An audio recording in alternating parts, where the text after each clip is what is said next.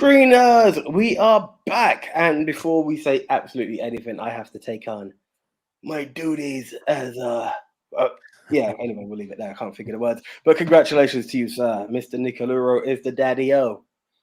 Daddy-o, right here. Did it. How you doing? Tired? He's back, guys. He's back. So that's nuts. That is absolutely nuts. Tired, but hey, we only missed a week. I said I would try, and I've kind of done it. I've kind of done it. Oh, but mate, it's they're not kidding when they say it's life-altering. It's like, oh my god, this little thing relies on me 100%. She's cute though. Yeah, she is indeed. Seen a picture, not seen in person as yet, but that will be rectified by the end of this week. It's Friday. Yeah, I've heard this. I always remember it. I don't want to put anyone on blast, but the first silver screen dude in making, let's put it that way, because there's a next generation of screeners here. It's like the Young Avengers just slowly building. That's happening. When young Zany was born, and I just remember all these friends of ours coming up and like, there. I'm like revealing my whole family names here at the moment, and he was like, yo, it's different now with dad. And it was just this approach that was like, you just feel something different. And my bro has shown the same thing as well. So, and I'm hearing it in you now that the world just looks that bit different. There's this something that changes. It's very strange because on the one side, I feel much calmer because I need to exhume calmness around her. But on the other side, I feel so much more violent because God forbid anyone got near her. We'll be talking about that a bit later on, actually. I don't know if you've seen it, but in one of my films, it was like, you actually came to my mind. And I'm like, if you haven't seen this film, I'm going to watch just watch the last 10 minutes, if nothing more. It's weird, but that's the way. But yeah, we're back. So congratulations, guys. Feel free. I can see we've got a few people on already. Feel free to pass on your congratulations, and we will also be going to I know.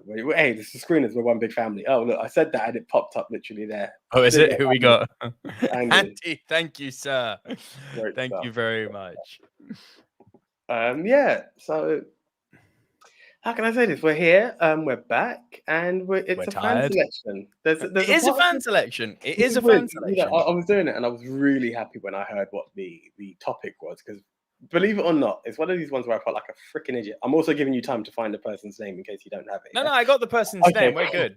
But I've seen a few films in this genre, and I was like, I really enjoy it. And I kept looking up legal, and it just didn't give me the kind of legal films I was looking for. Then you mentioned Courtroom. I was like, that's exactly the one I was looking for. So I had fun with this week to go through the selections. So many more films to go through. An enjoyable list nonetheless.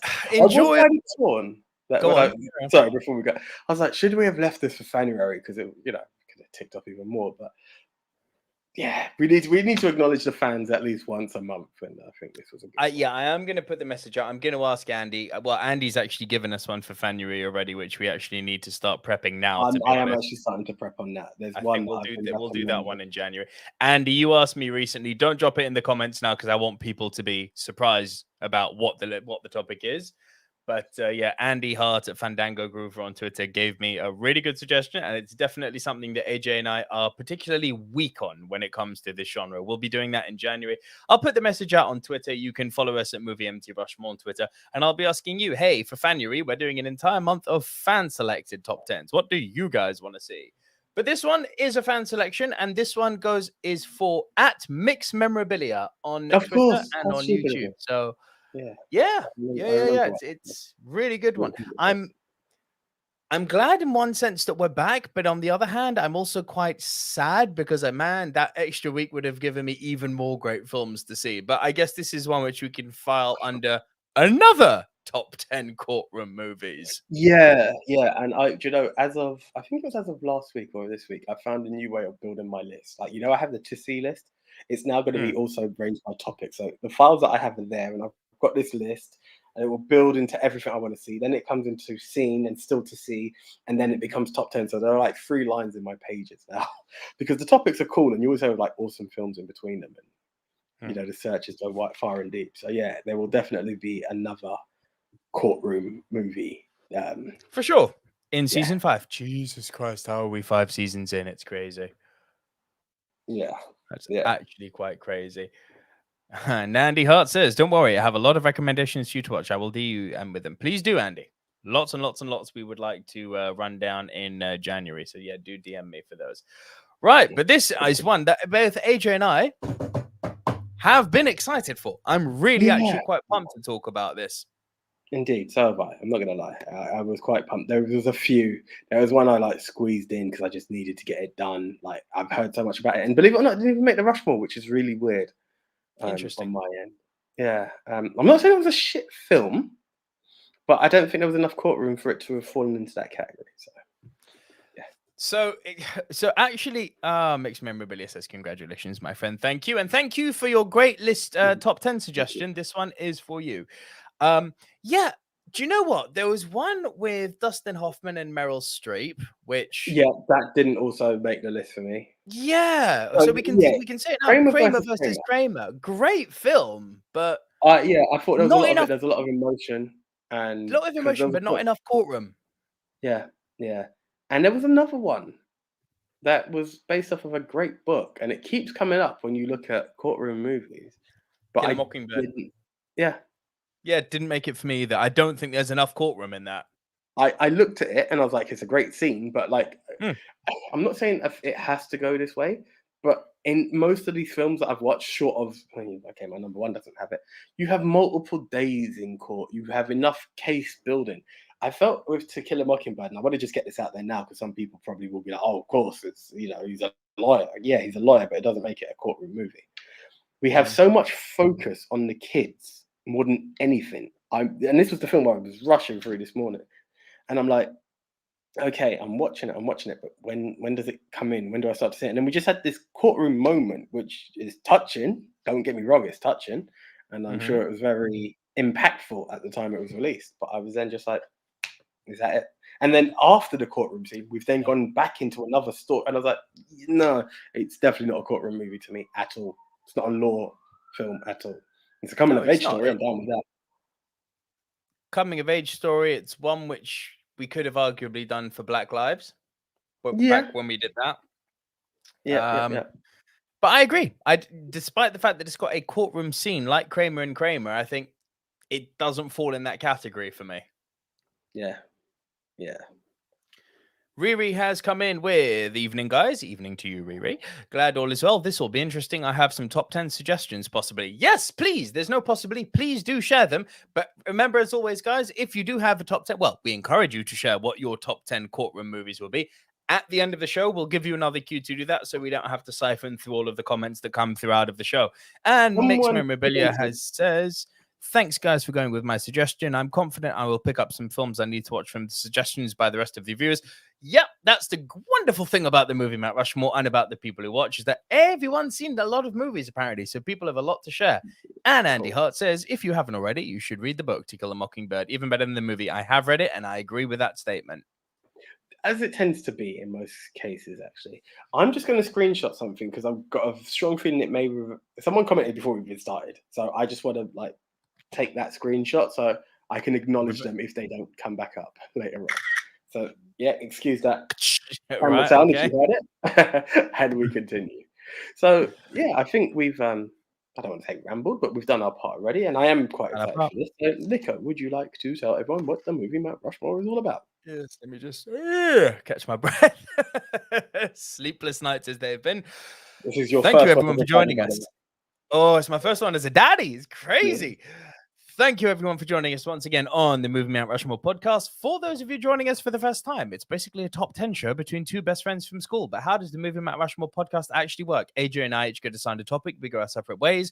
We compile our individual top 10 lists, and we come right back here into the recording and deliver to you, the Silver Screen Dudes, our individual top 10s. This week, AJ will go first, delivering his bottom 3. I will then deliver my bottom 3. AJ will deliver his next 2. I will deliver my next 2. And then we will trade one apiece. If at any time while we are running off our individual top 10 lists, one person has a movie in a higher position, that person will say, punt.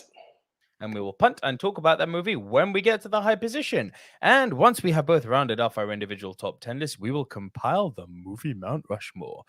These are the 4 quintessential diverse must-see movies of the genre, which this week is top 10 courtroom movies. And I just love the love that goes on in this environment, this community, this family, the screeners, as it were, you know.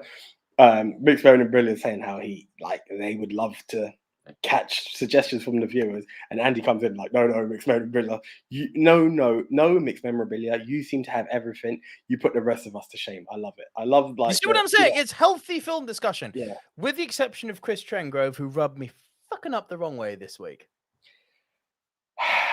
I know it seems to be his modus operandi, just to be a patronizing little prick, but he really takes it too far sometimes. Right. Anyway. Okay, we shall touch on that a bit later on, I'm sure. Oh, we shall. We shall. But Andy, thank you for showing some love to the other members and Mixed Memorabilia. I kind of second Andy's comments, because my God, AJ, I know that you're not allowed on our Twitter feed, but wow. So, my DVD collection is impressive. We've got over 2,000 DVDs, filed and in order. He's same. They same. Mixed Memorabilia, same. Love it. And it's not like Cribs where everyone pulls out, hey, I got Scarface. This Mixed Memorabilia pulls out some movies. I'm like, what?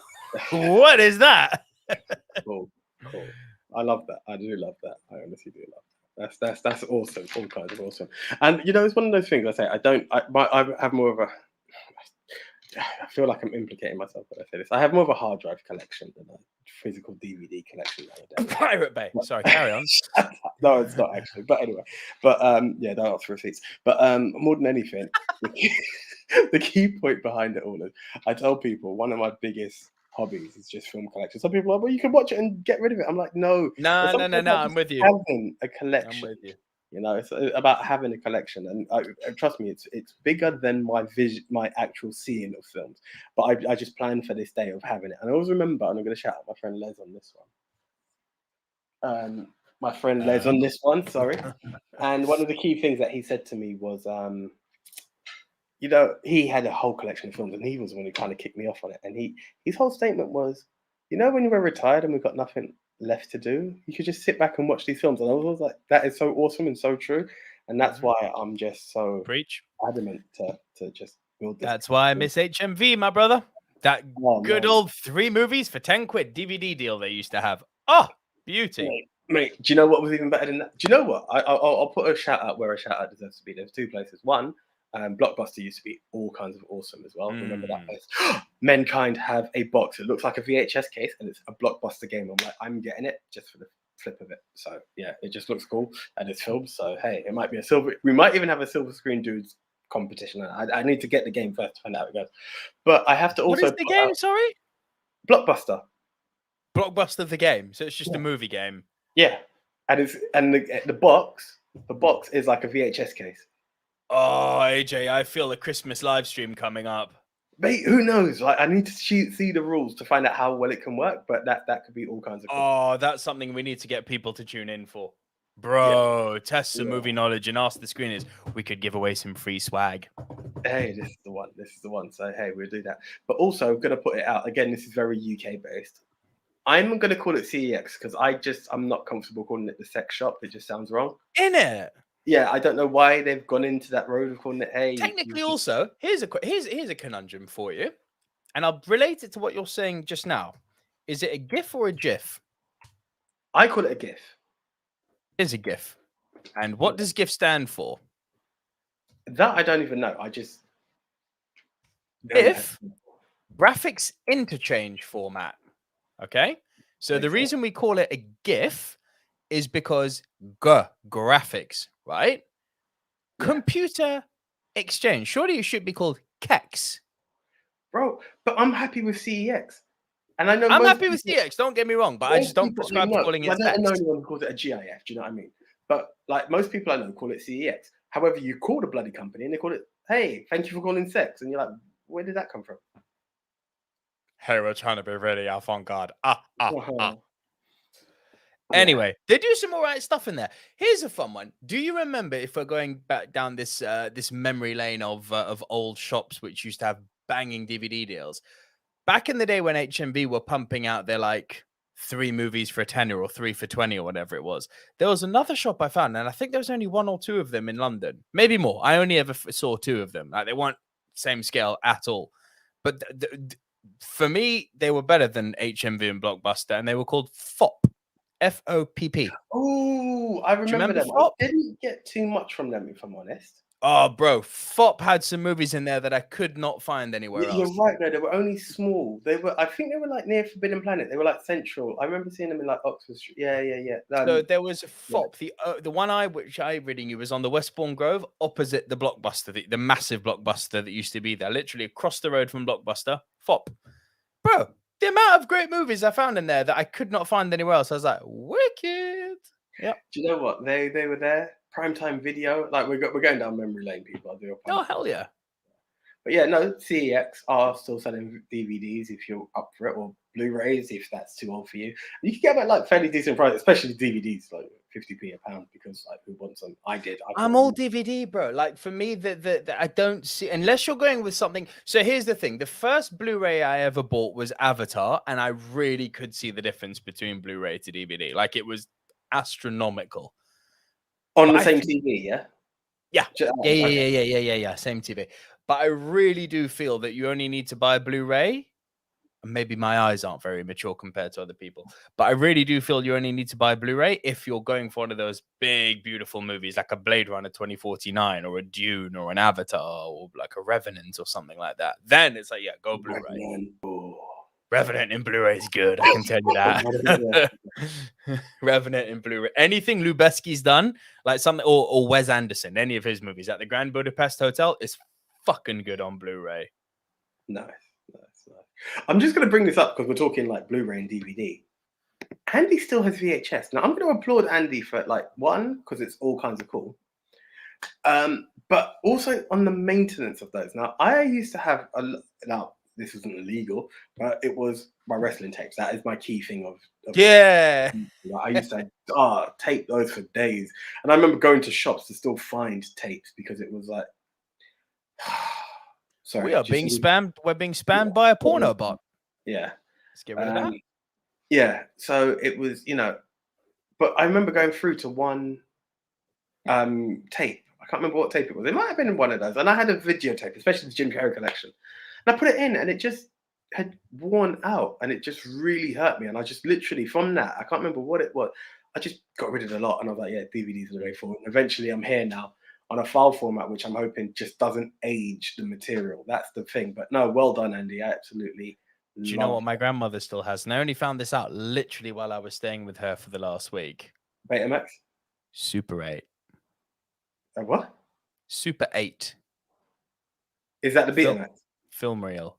No way. That's cool. That's all kind of cool. Oh, shout out to my bro Nath. Great show, lads. I appreciate it, bro. That is actual bro, like not just my term of bro. This is blood. My blood. Now all the white people are, oh, he's so ghetto. My blood.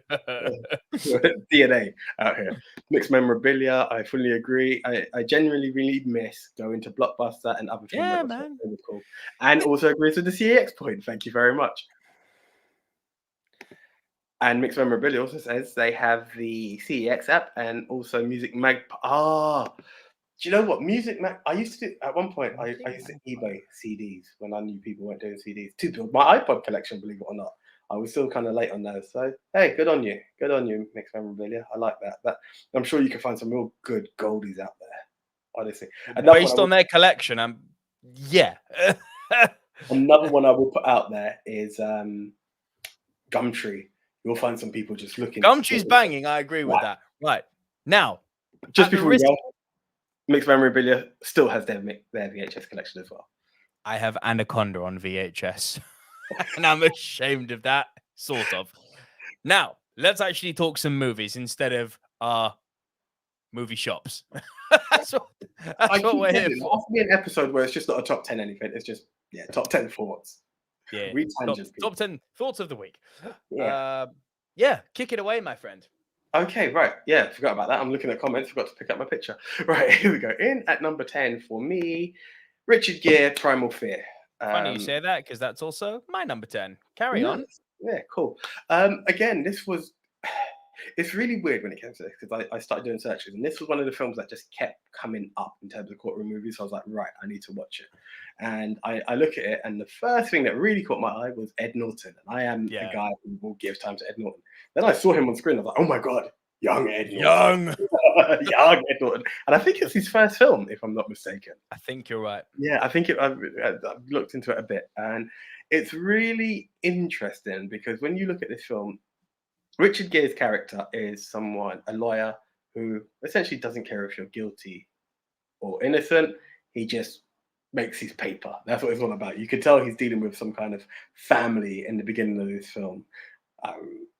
And he's just about, proving them, bending the law enough to make his cut. That's all he had to do. So he kept the person out of jail. He found a way to make extra money, and that's all he wants to do. Like, it's there. So a lawyer.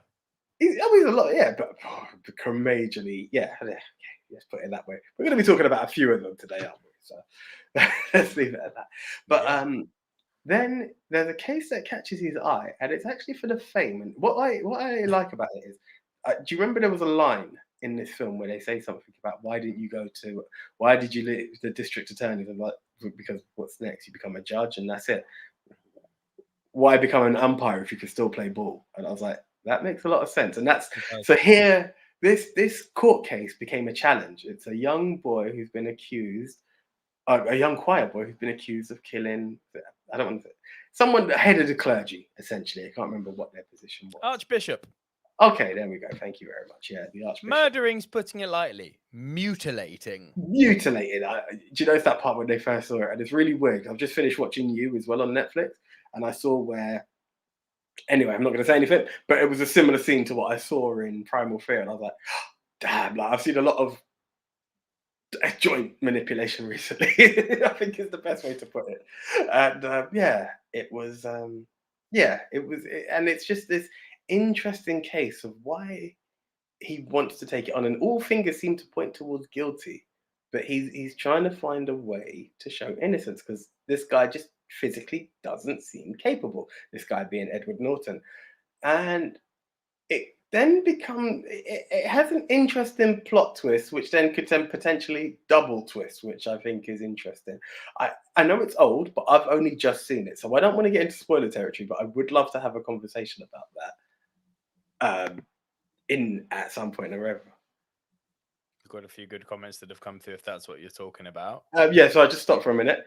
You're at Great Top 10, Primal Fear. Oh, this is Frank Torres. Can we give man a shout out, Frank Torres? Thank you for joining us on the show once again. Yeah, thank you very much, Frank. Great number 10, Primal Fear. It was always a low-key big break for Laura Linney. Okay, big point. Biffa the Hobbit. That's a Lord of the Rings reference. Okay. Oh, congrats, Nico, and Hey AJ. Do you know, because I saw Hey AJ at first, I didn't even read the congrats, Nico. I'm like, who knows me and doesn't know Nico? Hey, Biffa, thank you very much. And Frank Torres has a great quote from Primal here there. If you want justice, go to a whorehouse. If you want to get fucked, go to court. Yes. Great line. Awesome. Superb line. Agree with that. No. Now, I have to say, the reason this movie made my number 10 is where it lost me a little bit was with the whole, we're doing a multiple personality disorder thing. Okay, I didn't want to hit on that. Well, come on. We have to hit on that. But it's the fact that it does a double twist on you. That I appreciated. This is the thing. And now that you've revealed it, right? Which way do you see it? Do you think he was faking? No, he faked it. He faked it. 100% he faked it. Some people have a different view. I was kind of like, how? Okay. I can't. He was fully conscious when he was meant to be not conscious. He showed at the end when he revealed that, I don't want to give too much away, but he reveals the plot element that's like, hey, I've been conscious the whole time. I've been faking it. Haha, thanks for helping me. Yeah, I mean, he was cold-hearted. I'm not going to say that, but it's weird. Yeah, okay, fair enough. But I thought it was an awesome twist. I won't get into it too much. It's one we can discuss off recording. But I had great fun with that film. So It's always good seeing Edward Norton and Richard Gere, I have to say. And I think Frank Torres makes a good point. I really do like Laura Linney. Yeah. Really do like Laura Linney. She's an underappreciated gem. What is your number 9? Right, this was one you recommended to me, so I went out to look for it. And thankfully, it was on Prime Video. I'm talking Groot himself, Mr. Vin Diesel, in Find Me Guilty. Punt. Okay, fair enough. Right. Do you remember earlier? This was a conversation that was had off screen of where we were talking parental responsibility. You said like you were majorly calm, and then you also have this other side that wants to go all out in form of protection. Oh yeah, I'll go fucking nuclear if someone goes near my daughter. There we go. And this is personified exactly in this film by Samuel L. Jackson in A Time to Kill. Have not seen this film. Right, it's on Netflix. Andy, take a drink. So I got you to say it before I said it. Winning. Yeah. So this film's on Netflix, and I must admit, I kind of hesitated because I think it's based off a John Grisham book, if I'm not mistaken. And I've seen another film based off of Grisham, and I was like, I'm trying to vary. But I ended up still watching it because it was there, still downloaded on my phone. And the story is essentially, we're talking Deep South, where it's the Klan and the blacks. And this is, it's in that kind of period where racism was still rife, probably still is actually, if we're being honest. And it starts off with the ultimate rednecks, the dirty scum that, when it falls under that bracket of a redneck, these are these guys. And they're in the black side of town. They're driving through. They go into a store and they're being as racist as ever, but they're still in the black side of town. And then it cuts. And you can see someone driving up to a factory and they've gone to Samuel L. Jackson. As they've come through, he jumps into the car, goes down, and he's gone to see his daughter in hospital. His daughter, I think her name is Tonya, is about 9 or 10. And these two scumbags have raped and attacked her and left her for dead. No. So they're going to court, and as they're going to enter the courtroom, Samuel L. Jackson takes his machine gun, or whatever gun it is. I'm not going to pretend. Nose them down, I hope. He sprays the fuck out of them. Swiss cheddar, the motherfuckers. Yeah. Right. Well, they're both dead. They are both gone, and the policeman who was bringing them into the courtroom has been shot as well. We later find out that he's lost. No, here we go. Carry on. I see where this is going. Oh, thank you. Andy's. Oh, sorry. I just got so caught off when you went. Oh no, it was that. Andy's put good call, AJ. I love this film. Rewatched it last week for the first time in years. I think it's the best Grisham adaptation. Thank you very much. Frank Torres, John Grisham's first hit novel. It lost McConaughey and Ashley Judd into more starring roles. Yes, I didn't know it was McConaughey's one of his breakthroughs, and A Time to Kill is brilliant. Thank you guys from Mixed Memorabilia as well. And so basically, the whole case now is. What I did miss out is once the guys have been arrested, Samuel L. Jackson's character did go to Matthew McConaughey and warn that he's going to kill these guys. Right? Once they were arrested, he warned this lawyer, I'm going to kill him. There was no in between. They're going to get killed. Too bloody right. McConaughey doesn't report it to the police, so he has this sense of guilt and responsibility to represent Samuel L. Jackson. And based on this, you've got the white lawyer representing the black guy. And it gets interesting because he who shan't be named as an actor, American Beauty. I'm with you. Yeah, he's the prosecution lawyer. So he doesn't want the court to be moved to another state because this keeps it as an all-white state. There are many tactical moves to ensure that he goes down for this murder. And Kiefer Sutherland and remind me his dad's Donald Sutherland. They're both in this film as well. Oh, cool. Yeah. And big cast. Jesus. Yeah, it's actually really good. Sandra Bullock's in it as well. They've got a decent cast. Oof. And essentially what then happens is that because it was rednecks, they start to hire the Klan. They start to get the Klan involved. The is it NAACP? Yeah, they get involved. They want to become the representation, and it's this whole build-up of how Matthew McConaughey could potentially show that this man, even though he's done it, is not guilty. And it's a case of pleading insanity, but then there's a case where it shows he wasn't. And again, bro, you need to watch this film. And again, I'm not sure I'm ready for it, mate. Yeah, I'm when I really say it came to me, it's a bit close to home right now. The closing statements just said, yeah, I can understand Nick would probably say the same thing. So it was like, as I said, it's a bit close at the moment, but it's a good film. I had good fun. No, I can't be dealing with any. And do you know what else I at the thought was moment. really interesting? Well, another reason why this one had to come on. Joel Schumacher was the director. Oh, you love a little Joel Schumacher defense, don't you, mate? I was like, for once, it works in my favor. So For once. yeah, I was really happy with that. Take it while you can, mate, because it's a rarity. Bro, I appreciate that. I do appreciate that as well. Frank Torres says it also has that guy giving us Frank Underwood accent for the first time. Yeah, I believe that's yeah. Yeah. He who shan't be named. Okay. That was your number 8, yeah? Yeah, that was my number 8, yeah. Okay, my 10 was the same as yours, Primal Fear. My number 9, funnily enough, let's bring Matthew McConaughey in again. I'm going with The Lincoln Lawyer. So I saw this, but I didn't have time to get to it. So Andy, it's your drinking time because not seen it. I have heard of it though. It's cool, man. Like it's so Matthew McConaughey plays the lawyer who defends the bad guys, essentially. Okay, he's always the defendant of some of the worst people. It's got a sturdy cast to it. Chris Pena's in it. You've got Ryan Felipe in it, playing an utter scumbag, and it feels very weird seeing Felipe in this type of role. He plays it brilliantly. I don't mean slimy and scummy the way he is in Cruel Intentions. He's on another level here. Because I never thought he was I was about to say I never thought he was an outright scumbag in Cruel Intentions. Yes, he was. He was an absolute scumbag in Cruel Intentions. But he was. He twisted as hell.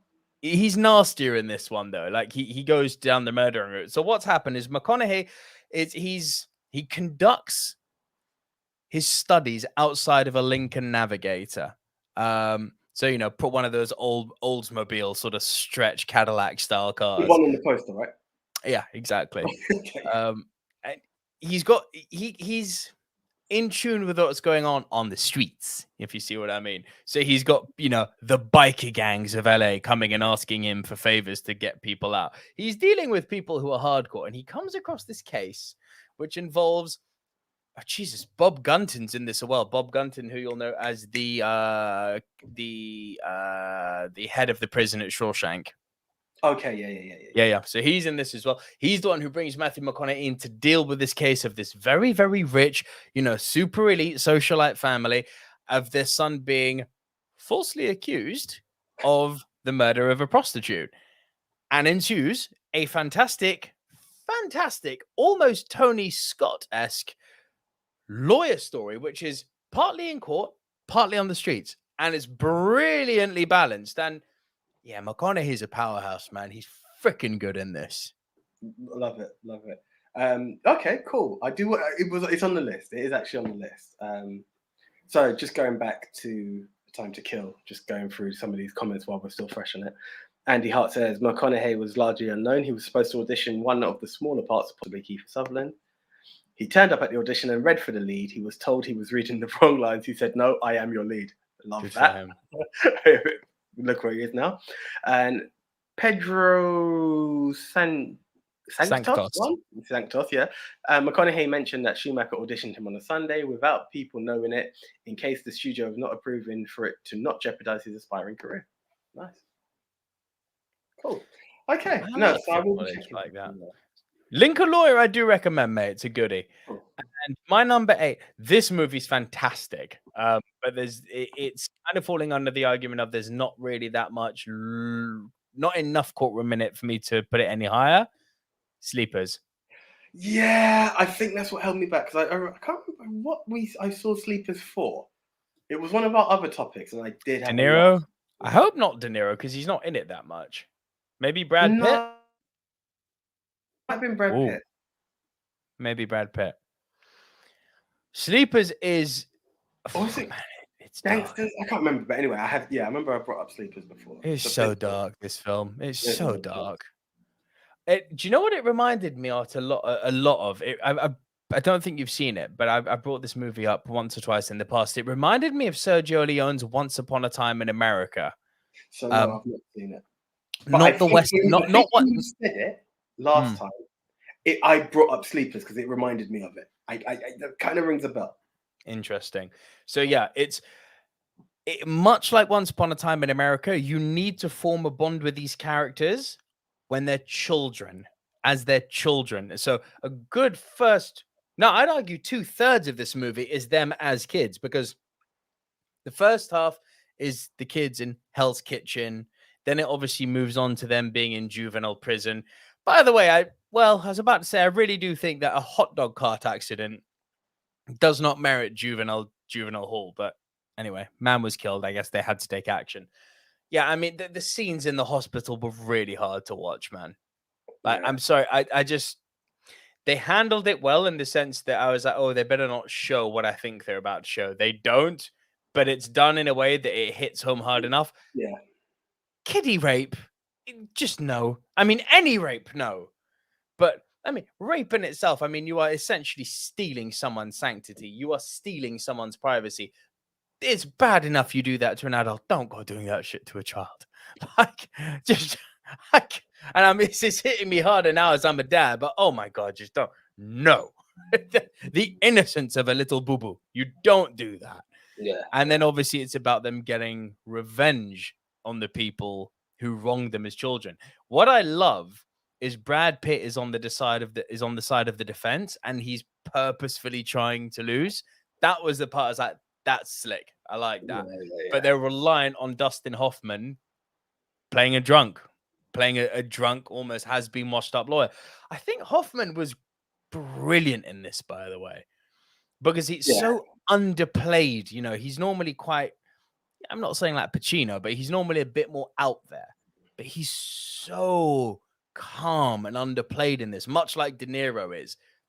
I love De Niro's character, as much as it may not be like a problem. The fact that he was the priest that you just didn't want to mess with. It was just I love that. And he's the priest who betrayed the church. You know, he's the priest who lied. Yeah, but he did it for the power of love, which I like sometimes.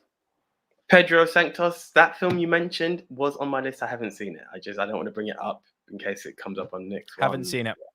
Okay, yeah. Mixed Memorabilia, on the other hand, has said, I really like The Lincoln Lawyer. It's light and comfortable watch compared to most of the other films. Yes, perfect balance. Cool. Agreed. John Miller, hold tight. That's what I'm saying to you, my friend. And John Miller, I'll say, that's all AJ.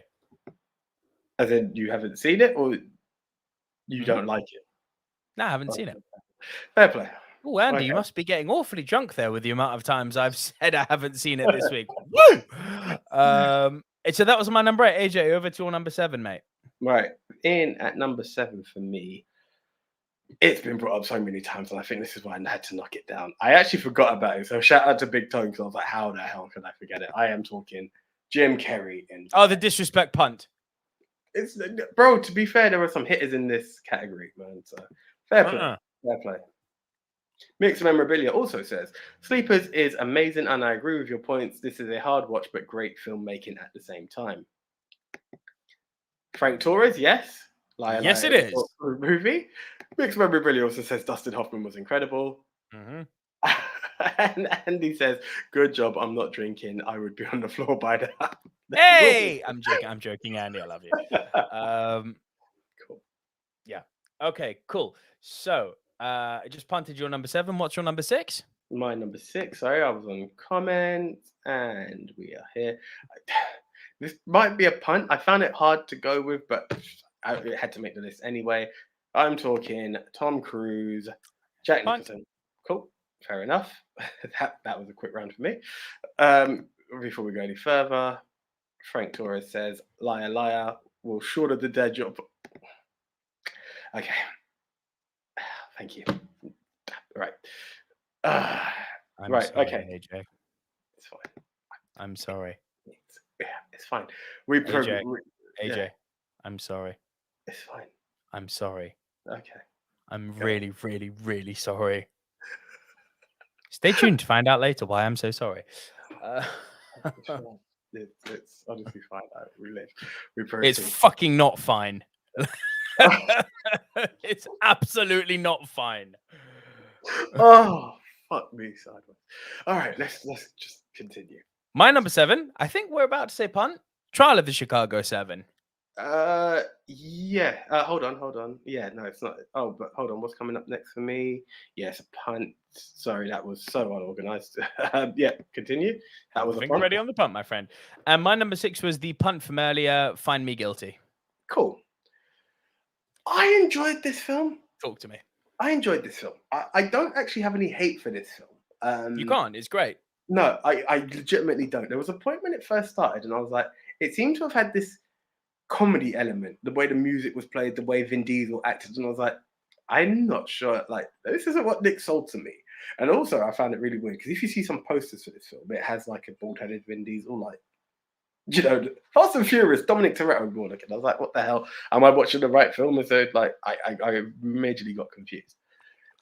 But once that initial section, I don't want to call it first act because I don't feel it was that deep, but call it first half hour for argument's sake, went by, and it actually became the courtroom, and you start to see how he defends himself and the comedic side to this gentleman. And like, is it this film?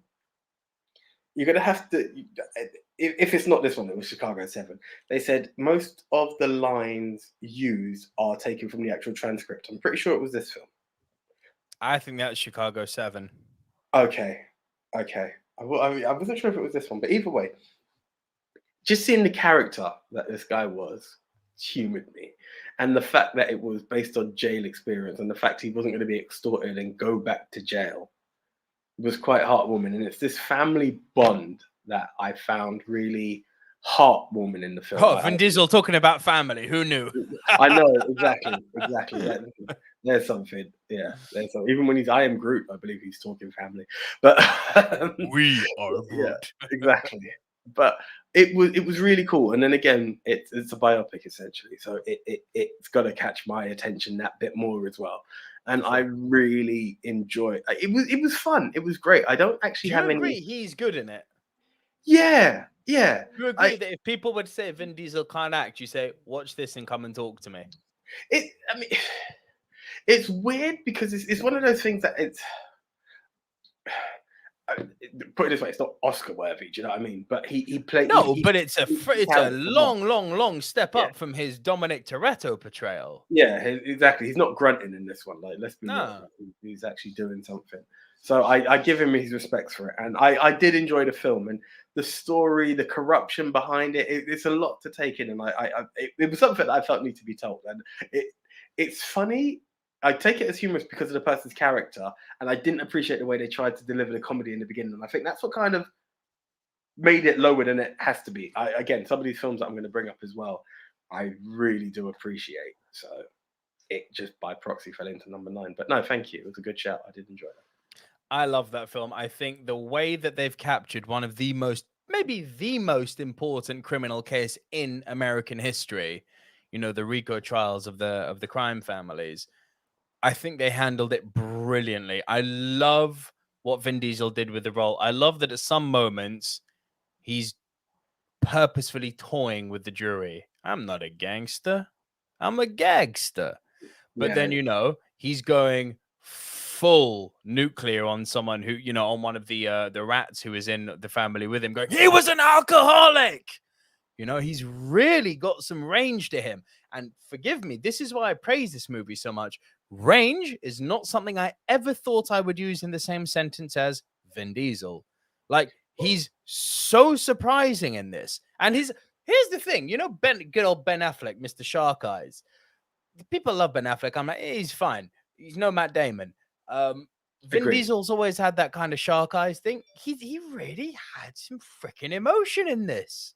He did. I will give you that. And do you know, when I take the real life of it all, because it wasn't Vin Diesel's character, it's the way he played on the defense, on the prosecuting witnesses. He really knew how to tap each one to knock them back, and that's what I loved. It was the brain behind this guy that I really liked. But also going into this, Frank Torres' comment is actually going to be acknowledged here. I think it's perfect timing. Somewhere in California, Vin Diesel is looking up the sky and smiling with the knowledge that we're honoring Find Me Guilty instead of a Fast and Furious film. So yeah, I would like to agree with that. Pedro, we will be bringing up your comments a bit later on. I think that's at debate time. So cool. So that was your number 6. That was my 6. So over to your 5, mon ami. Right. In at number 5 for me, because I know you guys have been asking for it, we are talking My Cousin Vinny. I'm actually, this is one of those ones that I'm like, bro, I'm sure I brought it up enough times. I'm hurt you still haven't seen it. We're talking the absolute comedy. Go on. It just sounds like such a pile of shit. It's not. No, honestly, I know I have my fromage moments, but this film has honestly had me on Stuber. I can't forgive you for that one, for instance. No, it's way better than Stuber. It's way better than that. Like, My Cousin Vinny has proper gags. It's smart. It's Joe Pesci being Joe Pesci, trying to be a lawyer. So he is he's a fresh out of. He's not meant to be the law. He's not a criminal. Like, I can't remember what law he does, but this is not his field. But he's here to represent his cousin, and that was the only one they can do. And it's these stupid, like, they got caught just based on a misunderstanding, you know. But the way they play the elements in order to prove, you know, to make it work is absolutely it's top. It's top. Yeah. I want to go in depth, but I also feel like I want you to embrace the moments. Okay. Firsthand. And the funny thing about it is I don't think they age either. And that's why, even though this film is quite old, the gags I feel you will still appreciate in this time. There's nothing offensive that, you can't, I mean, I'm going to put it out there. There's a bit of stuttering, which I used to find hilarious back then. You might feel that's a bit offensive now. But aside from that, which I don't think you will find like, oh no, that can't happen. It's though, honestly, a guy who shouldn't be doing it, putting the underdog in all on all counts coming up. Yeah. Where can I find this gem, bro? I know at once upon a time it was on Netflix. I'll track it down. I'll track it down because look, when you're that bait about something being good, not only that, and the chat is thoroughly supporting you. John Miller says, dude, it's good. Yeah. Pedro Sanchez said, My Cousin Vinny was good. Frank Torres says, doesn't say, but this is a question. Honest question for you guys. Did Marissa Tomei deserve her Academy Award? If that it was controversial back then. I can't comment. I'll let AJ comment on that in a moment. There are plenty of Academy Awards that were not deserved. Guillermo del Toro for that piece of shit fish fuck movie, Shape of Water. Not deserved. And I'm going to say something really controversial now. Chloe Zhao for Nomadland. Not deserved. And then Andy Hart says, Nico, no. My Cousin Vinny is amazing. No, honestly. Stuber, I just had fun with in a time that I just had a great laugh, right? I haven't gone back to it. It's not one of those all-time classic films for me. My Cousin Vinny, I absolutely adore. Like, I think it might have been in my like childhood films. I can't remember, but like early stages. Like, if you ask me an all-time favorite, Vinny will be in there. It's it's honestly worth your time. Like, yeah, look out for an email. Put it that way, because I'm that passionate about you watching it. Like, it's on Prime for $3.49 if you want to. But bro, please. My Cousin Vinny. I'll check it out. And I'd like to just read out Pedro Sanctos's 2 comments here. Came across your project after the disappointment of No Time to Die. Ha! My guy, respect. And then he goes on to say, they go on to say, though I may disagree with opinions, it's very enjoyable to see friends sharing their thoughts in an unpretentious manner. Good work. Thanks, Pedro. Thank you so much. Much appreciated. Well, trust me, I always put my hand up to this. You will probably agree with Nick a lot more than me. I love this project, but sometimes it's a challenge because I've realized I was more of a TV show guy with a great knowledge of films. So sometimes I'm catching up and then I will draw for some of the weirdest shit ever. But I love that about you, mate. I love that about you. What was it when we did our first ever LGBTQ movie and you did the Greg Louganis story? I was like, color me edutained. Okay. Bro, that film, and it's so I've seen it. It's fucking great. Fucking great. That was such a hard find. And Tangerine was another one I was saying. Another great one which you recommended. Like, bro, this is the thing. We've bounced off each other over the years. We have entertained each other. This is not one-way traffic. 100%. And I honestly, I think along the ways of like when I've had to promise people I will watch this film by next week, I would like to. I've never actually done it to you before, but Vinny is on that list. I feel like you need to be Vinny, man. Like, wow. You might even come back to me like, does it fit into our topic in any way for next week? No. You just have to come back and give us feedback. Like, it's never worked for me before. Like, I should have done that to you last time. Yeah. But no, fair play. Do you know what? Let me add it to the top 10 list I've got currently going for next week. I'm just going to put also watch My Cousin Vinny. And I think Andy Hart has said, it's on Disney Plus. Yes. Haha. We'll be. I was wondering. This is why I hate Google. Yeah. Because Google shows you where these stuff are available.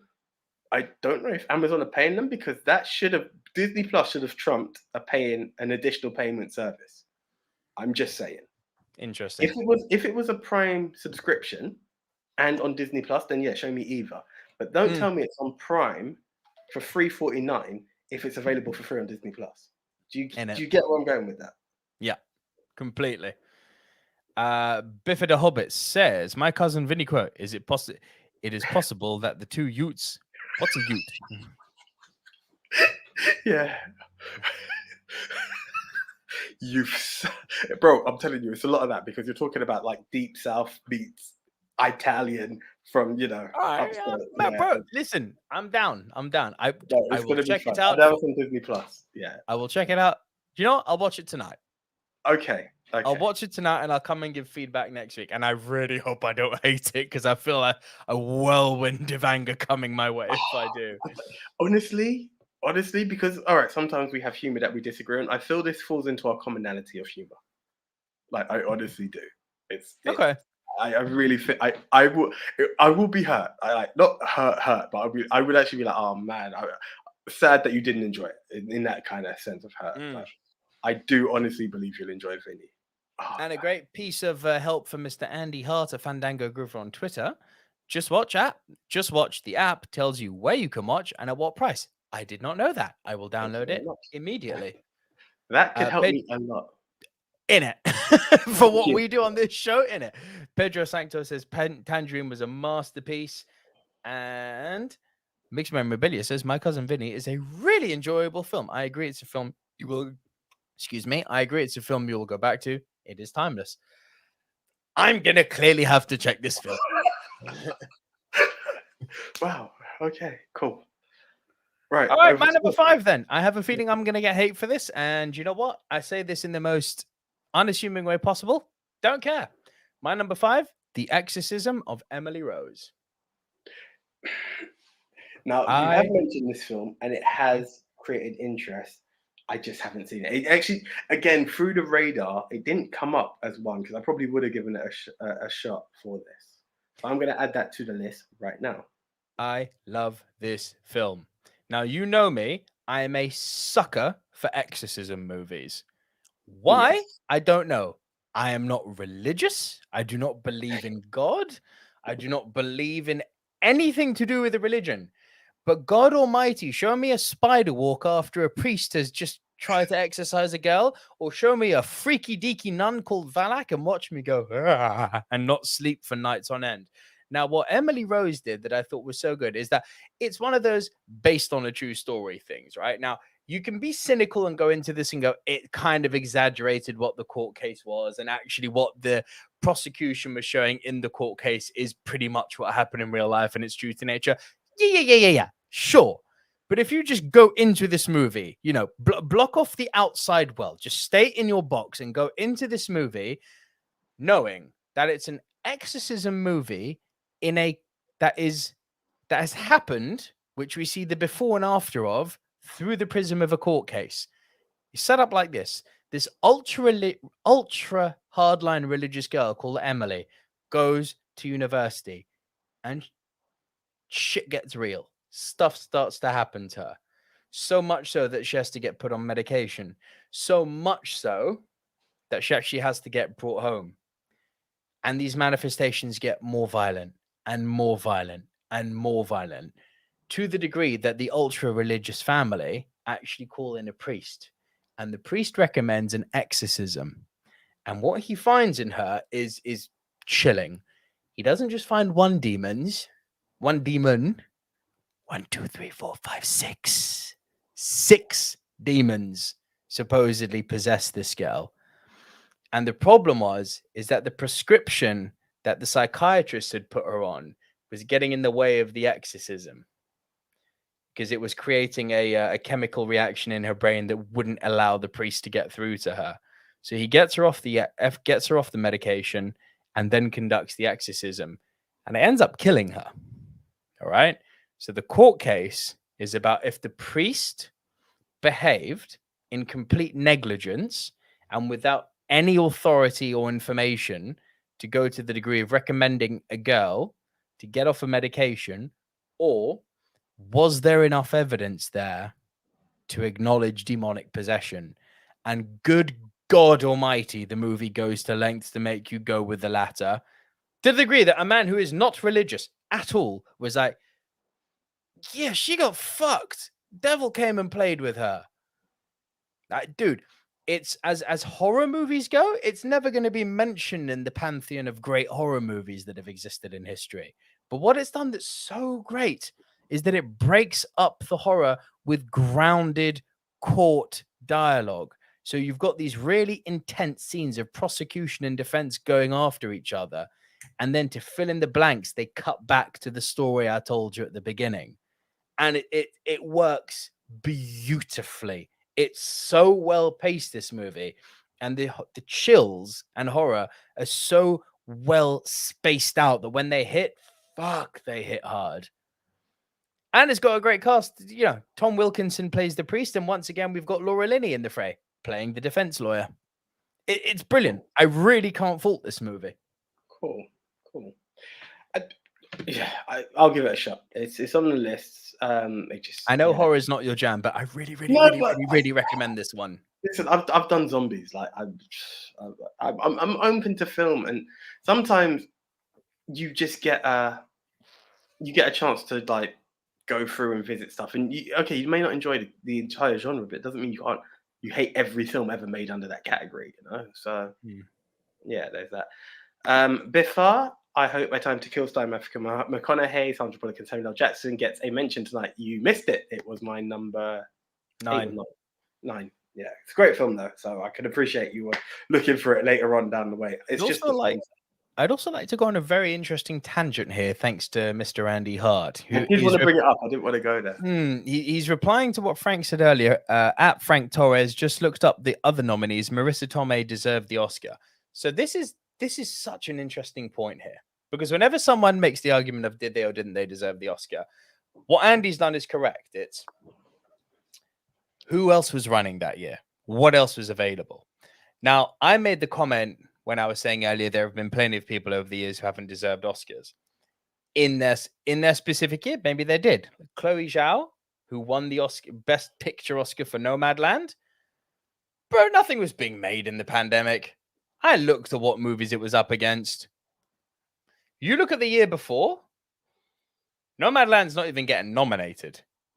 Yeah. There is definitely an argument to be made. It's two-pronged, where, like, if you end up in a year where you are a objectively good movie, best of the worst, essentially. Best of the worst, and you don't have much strong competition, you could be in a very elite group of friends and be an Oscar winner. You end up in a bad year where it's just powerhouse.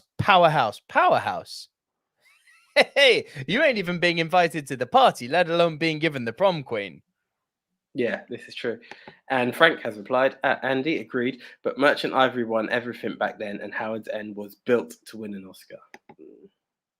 John Miller says, Nomadland was fucking dreadful. It really was, John Miller, wasn't it? It was terrible. Now, AJ, here's the crazy thing. Do you know who was in Nomadland? My freaking queen, Frances McDormand. Now, you know I won't speak bad of Frances McDormand, but fuck me, this film's bad. She is in Primal Fear. Very, very, very true. But let me just highlight the point I made. Like, let me just confirm this. Nomadland. I think I remember us talking about it and hoping it was actually going to be really So it was the 2021 Academy Award Best Picture. Now let's see. Best Picture nominees. Wow. John Miller Oscars said 2020. Had to turn it off after 40 minutes or so. Do you know it? But okay, so now AJ, this is the point I'm making. Listen to the movies that got nominated the year before. I mean, listen to this for a who's who of fucking films. This is insane. The Best Picture nominees in 2020: Parasite, Ford v Ferrari, The Irishman, Jojo Rabbit, Joker, Little Woman, Marriage Story, and 1917. Do you see what I'm saying about if you end up in the wrong year? Because any of those movies in 2020 that lost to Parasite, any other year, most of those could win. Yeah. You know what I mean? So, I mean, Nomadland can count its lucky stars. So, I'm actually getting a bit bored of this because Chloe Zhao obviously directed the new Marvel's movie Eternals. And I'm really getting bored of, it's directed by Oscar winner Chloe Zhao. It's like, easy on that fire, Chuck. There's more. There's Which more also comes into what Frank has also just added. Chloe Zhao tried to Nomadland the MCU, and look what happened. There you go. There you go. Now I'm just saying. And okay, go on. Yeah. Okay, go with what you were going. No, I was going to bring back to Exorcism of Emily Rose. So that's why I'm letting you finish before. Yeah, like there's something to be said about winning an Oscar, of course. Like it's a huge accomplishment. And I do maintain that of all the possible awards that one can win in the film industry, I do find the most validity in the Oscars because you are literally being voted on by a pool of 7,000 active film professionals in your field. It is your peers voting for you. Like if there was a gaggle of chefs who were all voting for their favorite chef and Gordon Ramsay won, I'd be like, well, it's chefs voting for him. You know what I mean? It's like, of course, they know what the fuck they're talking about. But then if I'm going to listen to the public, like the IMDb awards, for instance, I'm like, oh, get the fuck out my face. How are you going to give those any seriousness? Like someone messaged me on Twitter recently going, hey, you're going to do a video about the IMDb awards? I was like, absolutely not. Like, and don't get me wrong. I said in my James Bond stuff, I was like, power to the people, like vote with your money. Don't go see No Time to Die. That will tell, wherever you stand on that, blah, blah, blah, blah, blah, blah, blah. Right? It's a fact. Online petitions don't work. Studios will listen when you don't show up with your money. That is how they listen, is with money, right? So there is something to be said about public opinion in terms of righting a wrong or wronging a right? But in terms of actually film recognition, that's not to say one person's opinion is more valid than another's, because it's not. But it's like when people say, why is a critic's opinion more valid than an average film fan's? It's really simple. If I'm a history teacher and I'm having a debate with a history student, who's got a more informed opinion? It's not about who's got a better opinion. It's about who's got a more informed opinion. A film critic will see 100, 200, 300 movies a year. A film fan will see maybe 5 to 10. Who's more informed? Yeah. It's not a beef. It's not like to say, like, because I like a movie and you don't, I'm more valid because I've seen more movies. That's not what I'm saying. I'm just saying that if you're actually awarding something like the Oscars, surely that has to be one of the most reasonable ways of actually recognizing, artistry is by other artists. Yeah. No, I agree with that, right? Because we're on this topic, and I was going to kind of leave it, but I something caught my eye, and I have to ask people because it's something that always troubles me. So Biff the Hobbit has said, the worst Best Picture winner in my life was The King's Speech. Mm-hmm. Pedro, okay, is going back to Kramer. Kramer versus Kramer could work, but not enough. Courtroom, Pedro Scrantos. Also, worst Best Picture in recent memory would be Crash. Oh, this is where I jump in. Oh, you've opened up a can of worms there, Pedro. No, because the funny thing is okay, John. This is something we have talked about, foreign language films. It may well come up, and soon you'll be hearing something that will definitely make my list in that for that. Pedro also agrees with you. Very good point about the Oscars, but I still feel that a film, not individuals, the Palme d'Or is the greatest honor. Fair enough. Andy put this out now. At Biff the Hobbit, Chicago, ? Crash, Shakespeare in Love. I'm putting it out there to you both. I genuinely, we've discussed it. We've both shown love for this film. So both Pedro Sanctos, sorry, I don't know where I'm getting the R from, and Andy. I'm a big fan of Crash. I just want to know what you guys didn't like. I'm not even out to argue. I'm just genuinely intrigued as to what the hate behind this is. So if you guys could, By the way, the worst best picture winner of the modern age is The Shape of Water. Love John Miller's suggestion on Friday. That's a strong possibility to come up sooner than later. Yeah, January, guys, give us some time. Yeah, Please January, exactly. Farewell My Concubine for best foreign language movie. Okay, cool. Farewell My Concubine. Sorry, let me make a note of that one, please, quickly. If we're getting suggestions in, doing that right now for you guys. Top 10 foreign language films. Farewell My Concubine, it was, yeah? Love you guys. Love these suggestions. Thank you. And I've just got to address something that Mixed Memorabilia asked here. You're So going to be addressing you're going to be addressing Andy as well shortly, but we'll get that. Yeah, and this is the one I was going to bring up. Very intrigued by this film. Now, I thought it was a horror, but you're saying it's courtroom as well. How much would you say is courtroom based? I would say a good 40-50% of it Mixed Memorabilia. Like, this film is a courtroom film. Like, I would say maybe more. I'd go as far as to argue that the courtroom stuff outweighs the horror stuff. Like, it's very much a horror movie, but it's a courtroom movie. If that it's a horror, but it's a courtroom. It's a courtroom, but it's a horror. No, it's more courtroom than horror in it. I really recommend it, man. Really, really recommend it. What do I have to deal with, Andy? Go on. Yeah, you want it? So first of all, John Miller said Shape of Water was awful. Went off after 20 minutes. Andy came out and said, sorry, I love The Shape of Water. And you see, opinions are like an arsehole. We've all got one and they all stink at some point. And I'm not saying Andy's opinion stinks and I'm not saying mine stinks. I am just saying I cannot get behind the idea that a movie that essentially ripped off Splash and just made them... She fucked the fish. Like, it's a fish fuck movie. It's bestiality. It's stupid. I'm sorry. It's so shit. That is interesting because I feel... Now hearing someone else appreciate it, because you know when you hate a film, kind of like what I don't want to talk about later on. But the gay Smurf movie. I mean, there's that one, but I'm talking like even Biffa also loves Shape of Water. There you go, guys. We're all different. Ain't no right or wrong here. I can only. Mixed Memorabilia says Dances with Wolves over Goodfellas. And Frank Torres, I didn't agree. Sorry, I'm just because I saw Crash, I kind of let that bypass. I don't think I could agree with that. Sorry. And Frank Torres says Crash gets a lot of static because the influencers wanted Brokeback Mountain or Capote or Munich. That could also be a point. I mean, yeah. There's that, but AJ, it is universally panned, this film. It's quite something. I told you this back, I think, in season 2, and the shot. I wish we were doing video. I remember when the shock on your face was something else. I was like, yeah. John Miller also says Munich is in my top 5 of all time. Okay. Thank you, guys. I think we should get back to Courtroom. We'll acknowledge this last message first. I love Pedro. I enjoyed The Shape of Water, but it's a great B film. Yep. Yeah. Oh, you're going to love Mixed Memorabilia's comment. Memorabilia has made my day, and this is what I will close off before going back to my number 4. Crash is brilliant. It's heavily influenced by Amores Perros, which I think is better, but both top films.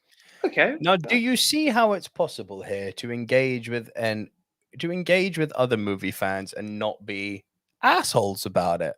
You don't have to be offensive. You could just talk it out. And that's my issue with Chris Trangrove, just saying. So we'll get to that. But look, we've got a few people who have joined us for the first time tonight. Listen, if you do like the show and if you've got other people in your life who are fans of movies, guys, like we're blessed that you're giving us your time in the evening to watch the show, but please help us grow. Like, please, really, if you think there's anyone who you think would maybe get a kick out of listening to two best friends talking movies for an hour or two, hit that share button. Like, just tell people about us. We really would appreciate it. We really appreciate it, guys. You'd be surprised how much it's appreciated. Pulling the curtain back a bit here, what we'd really like to do at some point is do not a live show over video. We'd like to do a live show on stage with people, like do a podcast live. We'd love to do many stuff, and like the more. I've already found us a venue. For it. I have already found us a venue, but I need 200 people. No, I can do one with a bit less. It has a nice view as well. But anyway, we digress. So Andy, thankfully, says, I don't hate Crash. I actually like it. It's just not a great movie. No, fair enough. It was against 3 great movies and the also overrated Brokeback Mountain. Mhm. I can agree with the second part. Okay, it's true. It's not a great movie. It had one great scene for me. It's a good movie. I just think it's good and I think Crash became loved for me when I heard people hated it. It became a kind of how dare you? Yeah. Like, I liked it before, then I had to defend it a lot more. Pedro Sanctos says Crash was too melodramatic for me. The tone felt more similar to a Mexican soap opera. Amores Perros was brilliant. Pedro Sanctos, out of interest, can I just ask where you're watching from, please? Just out of interest. And that wasn't a racial question about where you're from. It's just actually for our demographic study. We'd like to know where people are watching from. Yeah. It's not racial. It's not racial at all. Trust me. Absolutely not racial. It's not because your name's. It's not because your name's Pedro and you said Mexican. That's not where we're going. No. I would have asked a whole lot earlier if it was on a racial basis. And Mixed Memories says, I like to be obvious with my racism. Dances with Wolves got the Oscar over Goodfellas. Goodfellas is my top 3 all-time fav.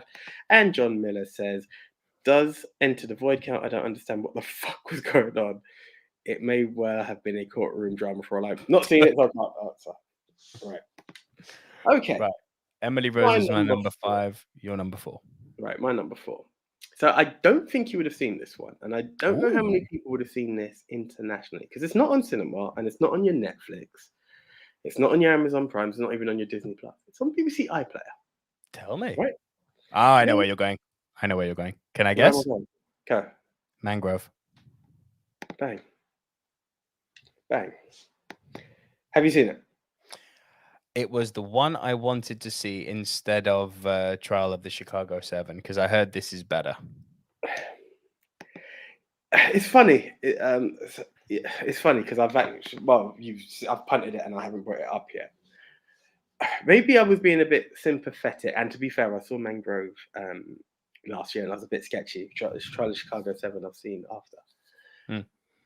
I highly encourage you watching this. Now, I also have a lot of love for this because I first Steve McQueen of, was it 12 Years a Slave? What film was he? Was that Steve McQueen? Steve McQueen. It was Steve McQueen.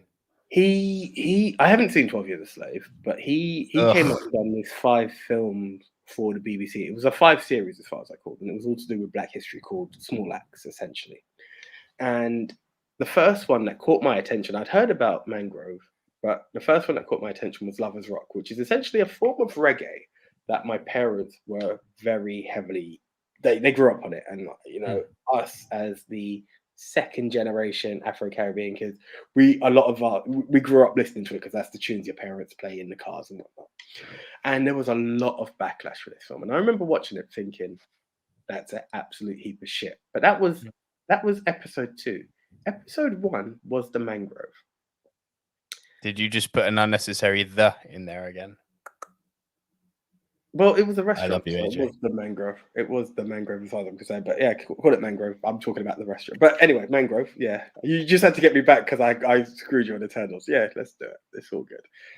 But what Mangrove done was show that all the hate that people gave him for Lovers Rock was not justified, because there were some interesting ones, like even Leroy Logan, the first black police commissioner and what have you. But Mangrove was seriously powerful about, we can look at what the UK is and we can look at stuff like 13th and we knock everything about the racism that goes on in America. Oh, we're no better, mate. We're no better. Go outside of London and we're utter scumbags. My friend, Mangrove takes place in Notting Hill. Wow. And that's the thing. This is I've always heard about a place, the front line, essentially, where the carnival takes place. Now, what's really sad, and I've always said this, and I said it's something I would like to delve into a lot more as probably as a filmmaker, is Andy Hart's not happy with you. What the fuck? Lovers Rock was amazing. No, Andy. I love this. One can't judge. I can't judge without knowing what have you, but following the background I know, I just felt like this, and don't get me wrong, I love Silly Games by Janet Kay, but this whole 10 minutes of just singing that same track when it could have gone into a whole lot more. I think Lovers Rock just skimmed. It wasn't terrible, but it skimmed the history of Lovers Rock, and that's what I wanted. I wanted a lot more from Lovers Rock. So I just felt it was weak. I felt the criticism from those who grew up in, and the thing is, my parents know a lot of Lovers Rock singers. So they were all about, oh, that's not what Lovers Rock was about. And I'm not here to prescribe to that. I wasn't there. But all the stuff that they spoke about wasn't highlighted enough in that film. And then Steve McQueen for himself put his hands up. He was like, I don't know much about it. And I was like, bro, it wasn't that hard for you to find the sources to give you the right influence for Lovers Rock. And that's what I felt was weak. I didn't find that with Mangrove. I felt the story was being told where we're seeing police discrimination constantly attacking a restaurant just because it's Caribbean owned, just because it doesn't serve fish and chips. So much so that a police raid comes as you're selling drinks after hours and you think it's like, you know, rum and all that shit. No. Lovers Rock wasn't about Lovers Rock. It was about the people. I'm going to finish my line and then I'll come back on that. You'd think they were selling alcohol. It was because people were drinking tea in this restaurant after hours that they were being attacked. And it's this constant push by the Metropolitan Police that led to this revolt. And guys like Darkest Howell I used to see on TV, I didn't know about this part. And the actual origins of Carnival, what we see for Carnival now is not what Carnival should be as in forms of celebration. Don't get me wrong. People have a great time with it. It's too crowded for me. It's not my jam. I don't like the Carnival, sorry. It was on your door. And again, and I don't say this discriminately, but I'm sure there was a point where you didn't want to be racist, but it was like that Loud Black event on my front door. Like, I'm sure it must have felt that way at some point. It was not the best. Never black. I just thought that loud fuck event on my front door. Because my issue with the Carnival, actually, to be honest, do you know what? It was never the noise, because the times I've been, that won't be a sourpuss. I've had a sort of a laugh. My issue with the Carnival is the trash that's left in its wake. Yeah, I could agree. From where I live around Kensal Rise all the way down to the Portobello Road, it is literally like a tsunami of trash that's been left in the wake, and it doesn't get cleaned up for like days and days and days. That's my issue. You know, I'd be quite interested though, and I'm not here to play the comparative game, but I understand. You know, I know some people want it in Hyde Park, and I don't feel it should be in Hyde Park, but I'd like to wonder how quickly Glastonbury's cleared. And I don't say that discriminatively or comparatively. Yeah, no, bro. Do you know what? I was just thinking the same thing. But there's a major difference. But it's not residential. It's not residential. It's not only residential, but the people who run Glastonbury own that field. Yeah, so no, they I can get do what the hell they want with it. The problem is that when you look at the history, the route that they take is because that's where a lot of the people were. There was actually, I'm kind of sketchy, but there was like a fire around there, and there was like a town hall along that journey. So it does have a history as to why it's there. I get it. I wouldn't want to live there because what started off as just a small little carnival procession of like 12 people, and everyone's gone by 9 o'clock. With no interference, has come into like Europe's largest street party. I wouldn't want it on my front door, irrelevant of its history. I'm just that way. Going back to Andy's statement, and this is again looking back at what I saw a year ago. I get that it was about the people, but what depth did we really get about the people? We kind of got an idea of. We saw the dance, which is really meant to be quite popular in this, but it to me, I'm not asking for it to be a whole, oh, here's John McClane, here's Janet Kay, here's Victor Romero Evans. I know all these names mean absolutely nothing to you, Nick. I'm just saying, it's not about the artist in this sense. I needed to feel the elements of, even the way she snuck back into her house at the end. You know, there's a certain culture and certain stories that I've heard from parents, aunts, uncles, family, friends, that is so common that I've heard from ages 6 upwards that I felt wasn't seen in a project that could be there. And a man who's older than me, who has access to absolutely anybody, essentially. I'm not saying he had to get, but I just felt it lacked for us to be able to get that depth of what did Lovers Rock mean to people, to show what this music movement was. I get it. It showed the Great House Party. It showed the sound systems. It had that part. But it just felt slightly lacking. So I get you, Andy. But for me, I was slightly disappointed. There was a lot of hate. So I did come in with a negative view. And I did tell people it's better than I thought it was. Like, what's the big complaint? But it needed more depth. So could you address 2 comments that have come up? First one from Please, first one from Mixed Memorabilia, who says, Mangrove, when you say episode, is it a film or a series of episodes? So what it is, Mangrove, Small Axe was a series. They called it a 5 series project by Steve McQueen. But each one is essentially a film. So Mangrove and Lovers Rock had no connection whatsoever. They were just built in Black history. So I believe it was like 5 separate episodes, like 5 weeks in a row. So it was a series, but it was a film. It's a 2 hours and a half. There's no part 2 to it. So it is a film, but it was part of this collection. So, yeah. And then Andy's come in with one comment at the end saying the scene at the end when they go back to the place he works and the attitude of his boss wraps up the point of the movie. Agree? I agree. That part was interesting because it was all about like the whole film. He had to like a rude boy. Oh, yeah, I see it, girl. Then he's taking her back to the garage, and his manager comes in like, "You're right there, Dave. Yeah, no, I'm just showing my friend around." Like I appreciate that. Like you've seen it from me more than anyone. You've seen it. Like we're there. The AJ that you're hearing now. Even sometimes I get a little peed like with certain things. You're like, "Whoa, I didn't know that side of you."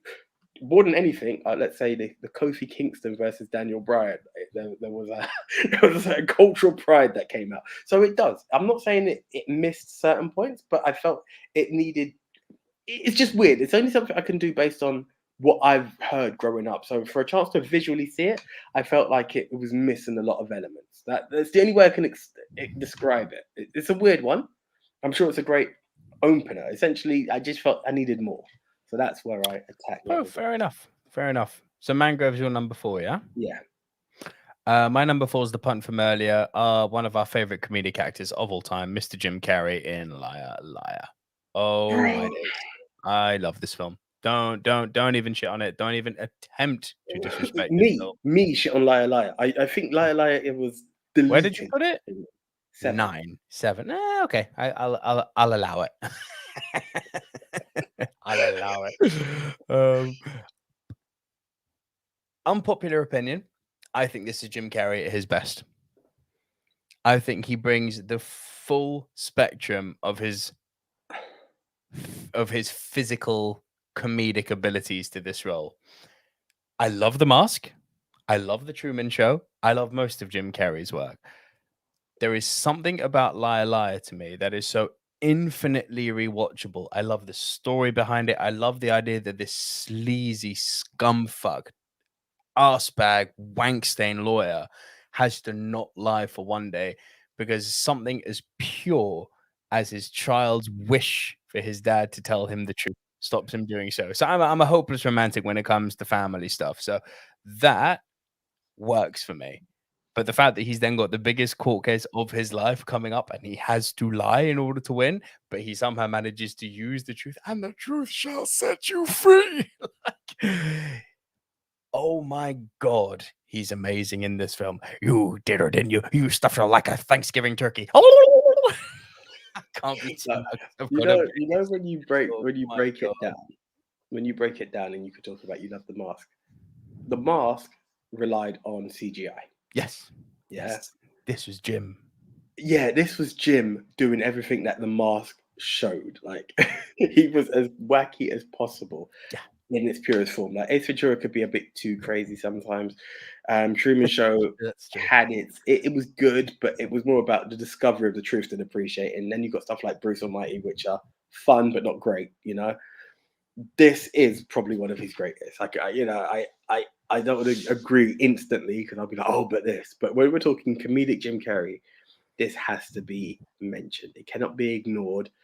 Yeah, I think it outdoes Cable Guy. Like I had a lot of fun with Cable Guy, but this was absolutely insane. And it's the fact of it again, it's someone who's so invested in lying and everything, trying with your very being, whether it be lying to your boss while trying to climb the corporate ladder, lying to your secretary, even writing a pen, like you're trying every means possible. It's only Jim. Yeah. So good. That was amazing. How is it for you? I've had better. Hey, what's up? Your cholesterol. Like all of these different bits. And it's just First day, huh? Yeah, everyone's been really nice to me. Well, that's because you got big jugs. I mean, your boobs are huge. I mean, I want to squeeze them. Mama. And it's when she brings him in because she realizes he can't lie, and he's in front of the board of directors and literally destroys everybody, and they love it. Like, and then obviously I say it every time. It's when he's trying to get kicked out of court because he thinks it's only by lying he can win, and they see him in there and they're like, "What are you doing?" I'm kicking my ass. Do you mind? Absolutely love it. Absolutely love it. It's tops, mate. It's absolute tops, that film. All right, what's your number 3? Right, it's our punt from earlier again. Trial of the Chicago 7. Now I was really torn. high. I was. Oh, sorry, that's the wrong button. It's not even. I was torn. I was supremely torn between Mangrove and Trial of Chicago 7, and I believe it's because I've seen Trial of Chicago 7 that bit earlier, more recently is the word I was looking for, that it caught up to me, and also because it is more inbuilt in the court. It starts in the court and it ends in the court. Mangrove has a bit of backstory which helps to build it, but the court is. I mean, Chicago 7's got some backstory to it, big man. Bro, don't get me wrong, it has a backstory, but you go back and forth. This one has the story, then the court case. It's kind of like something you punted on earlier, like, it's still to come. Like, some of them I feel have a lot of story, then the court case. This one I felt it had the court case, it will go back, it will go forward, it will do different parts. You need it. I mean, there's only one. Of course. A select few films. There was another film, I'm going to bring it up now because I don't think you saw it. William Shatner. Have you seen that by the William Shatner court film? It was called The Defender. It's on Amazon Prime. It's free. It's part of a 2-part thing. They have like a series, an episode of another film that we've seen in only half an hour. Okay. Right. And then it's got this other film, and that was one of the few films I've seen entirely in the courtroom. So that was kind of interesting. But yeah, I really liked the way this was portrayed, the way that you've got the 7 plus the Black Panther on the side. Yes, it's 7 plus, isn't it? Yeah. Exactly. Yeah, it was really interesting, and the delivery. Sacha Baron Cohen is magnetic in this film. Isn't he just magnetic? He just draws you the hell in. Like, there's all of it. And do you know what? Another thing, because it's always stuck into my head when I've seen him perform.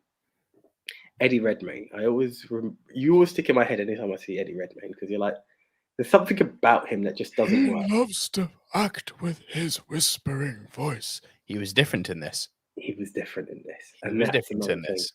Yeah. So every time I see Redmayne, I'm like, you ring in my head. I'm not gonna lie.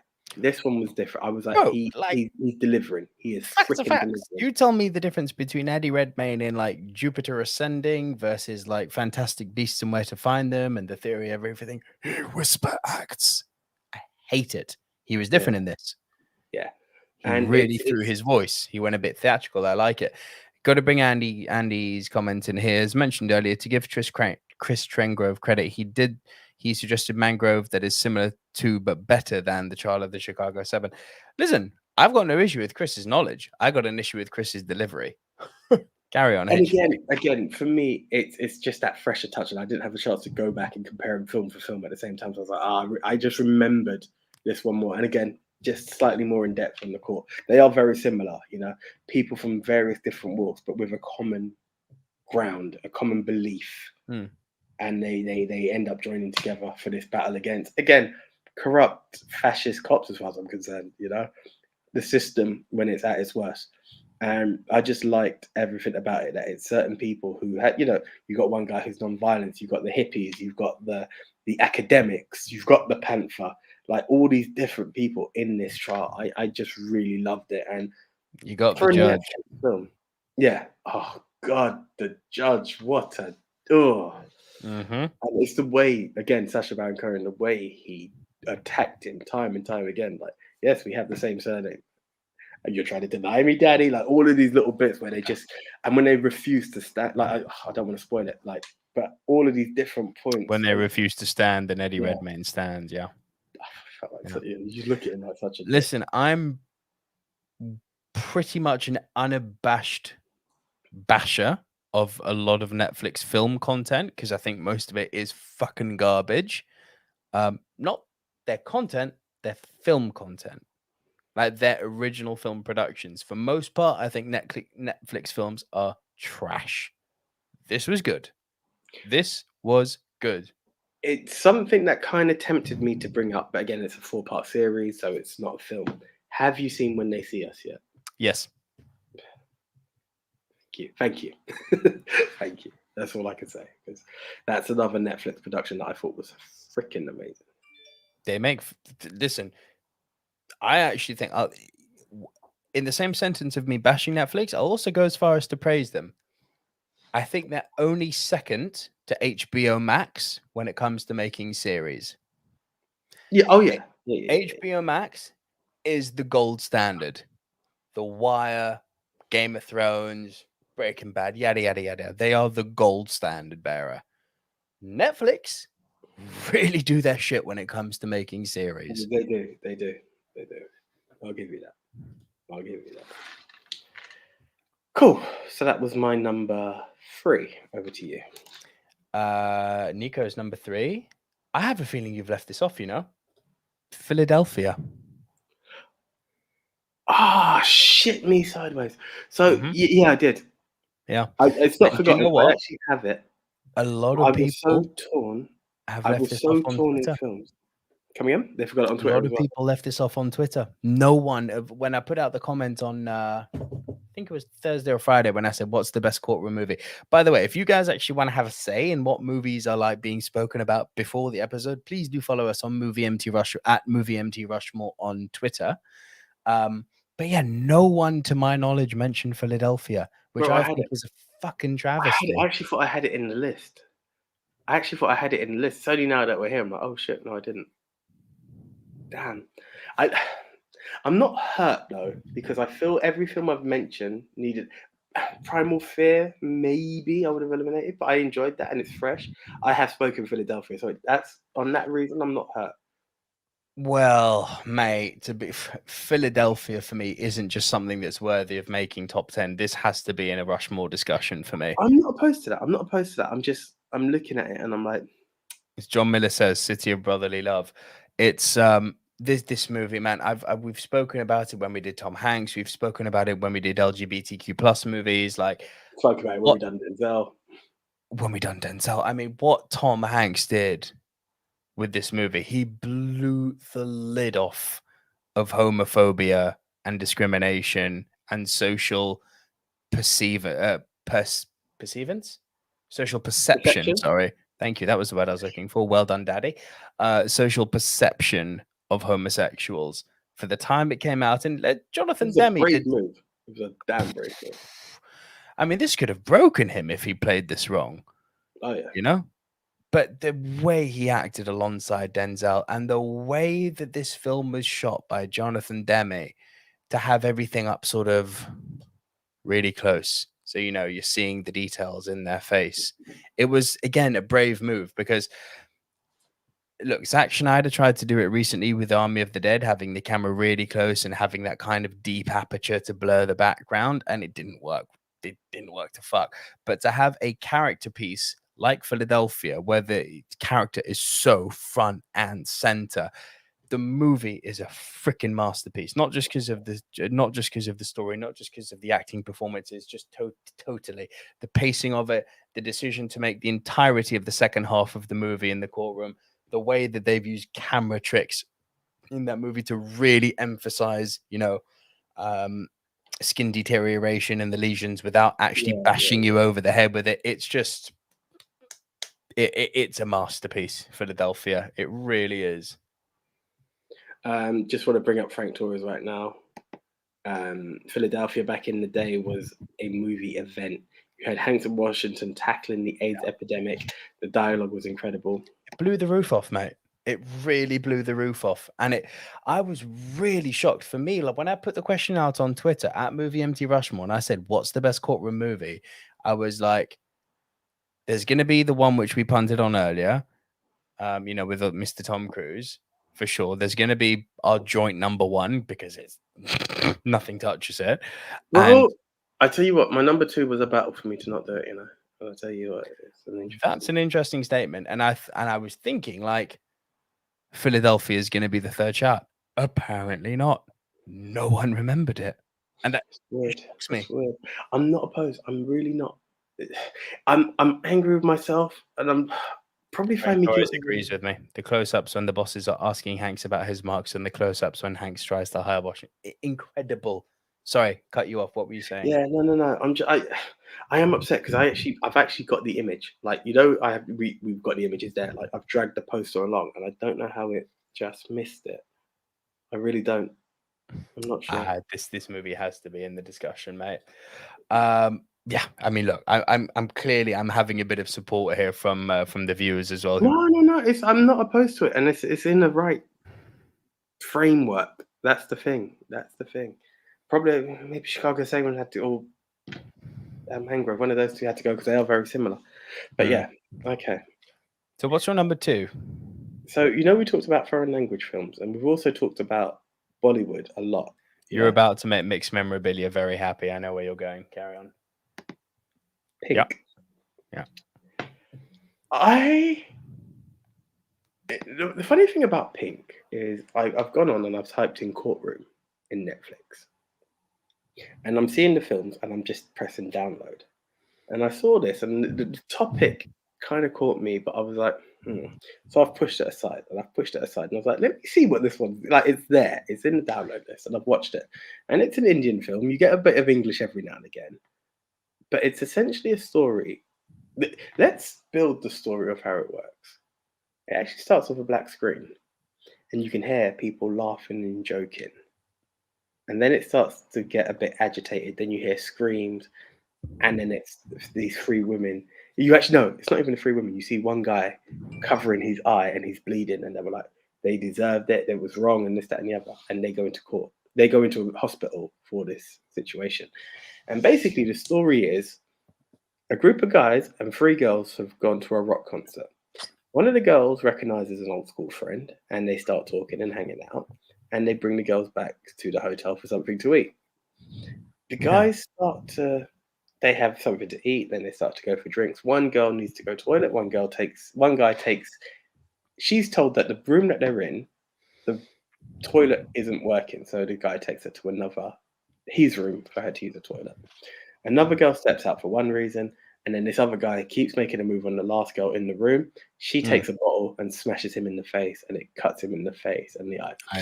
Because of the privilege that he has. At first, they don't want to report it, but it gets a bit heated, and eventually his uncle is one of the police inspectors. So there's this whole build-up where they start to threaten the girls and try to get their revenge, and the girls, because they keep getting threatened by these guys without it going to court, have now reported it to the police.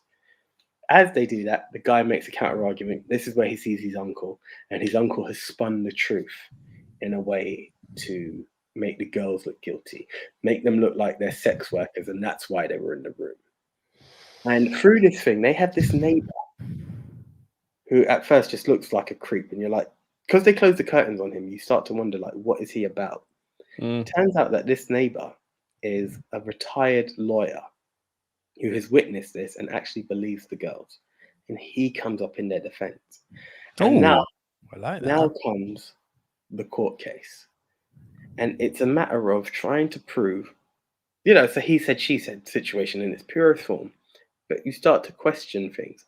Oh, so a girl going out after hours makes her this, a woman doing this, and it's all these certain questions and elements, and it's the corruption and the vile nature of the guys, and it's a matter of who will actually be proven real because of the way these guys are painting a picture and the way these girls are doing it. And there comes a point in this film where the woman, because of the chronic pressure, says something. Is it true? Is it not? I won't spoil, but it hits you on a point of it now seems to sway in the gentleman's favor. But it's the way all of this is broken down. And at first I was wondering where to put it. But when I talk about an impact that there is a film that chronically keeps ringing in my head, Pink. It touched me on many levels, because we've always talked about having to do Bollywood, and we've never seen an Indian film. We've done Asia, we've done Korea, we've done China, Japan. Like, we've touched these films. We've never actually done an Indian film. And this one happened to have caught me. And the elements behind it and the acting is superb as well, may I say. Like, they show you emotion. Like, I really caught on the emotion with it. I was really taken in, and not for nothing, but I wanted to know, like, how many people know about this. It's actually got 100% on Rotten Tomatoes. Just for shits and giggles. Something for you to also put in there.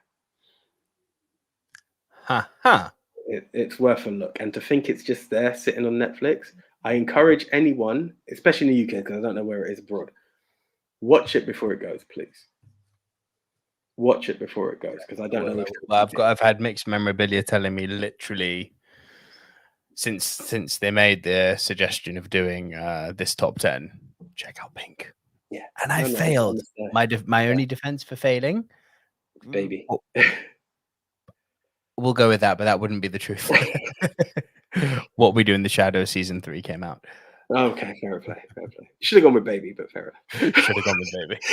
It's hard, guys. It's so hard when stuff comes out. It's like me. I could have probably seen a few more films, but it's like You's out. Like, when you know there's shit you like, you are gonna tune in, and then you're like, I'm still 5 films short. It's so hard. I also discovered this new Channel 4 series called Staff Lets Flats. Okay. Channel 4 have just done it again with their comedy. Anyway, this isn't a TV show. It's my number 2, isn't it? Yeah. Sorry, we just had a few comments there. Yeah, go for it. Biff the Hobbit. Yes, yeah, I'm just looking at where hold on. Biff the Hobbit. Sholay is the biggest Bollywood movie. Some say it's as influential as Star Wars in India. Cool. Frank. Sholay, adding that right now. Frank Torres, you know what they call 100 lawyers to the bottom of the...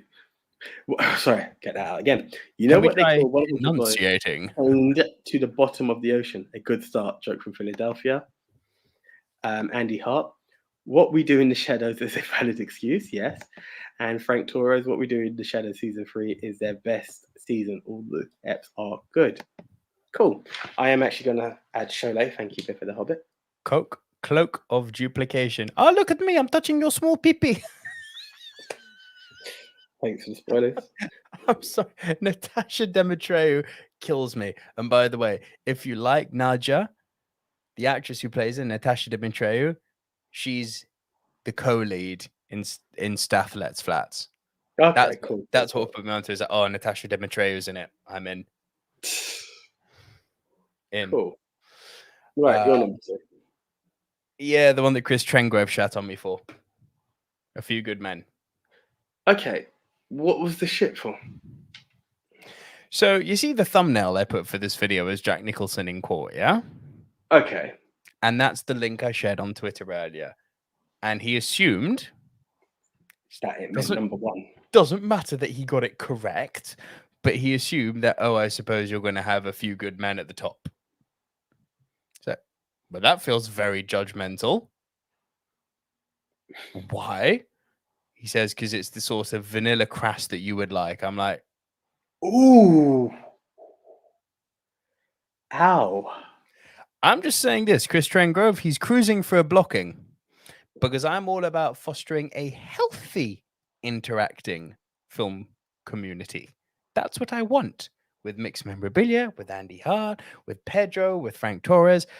Look how much we've disagreed across the spectrum. The list goes on. We've got so many great people who tune in and chat with us. Riri, we've got just a movie fan, Declan, who joins us sometimes. Den, who's actually fucking sent us 10 quid to our Patreon, for Christ's sake. You know, we have a nice group of people who tune in to listen to us. And look how much we have disagreed across the scope of this episode. You and Andy Hart about thank you. Me and Andy Hart, but mostly Andy Hart. Me and Andy Hart about, The Shape of Water. A lot of us about Crash. About Crash, like all different. It's been constant disagreement, and I think that is wonderful. There's been no judgment. I take exception with someone passing judgment on my. There is no judgment. You haven't seen Vinny, but we'll allow you. You're fixing that error tonight.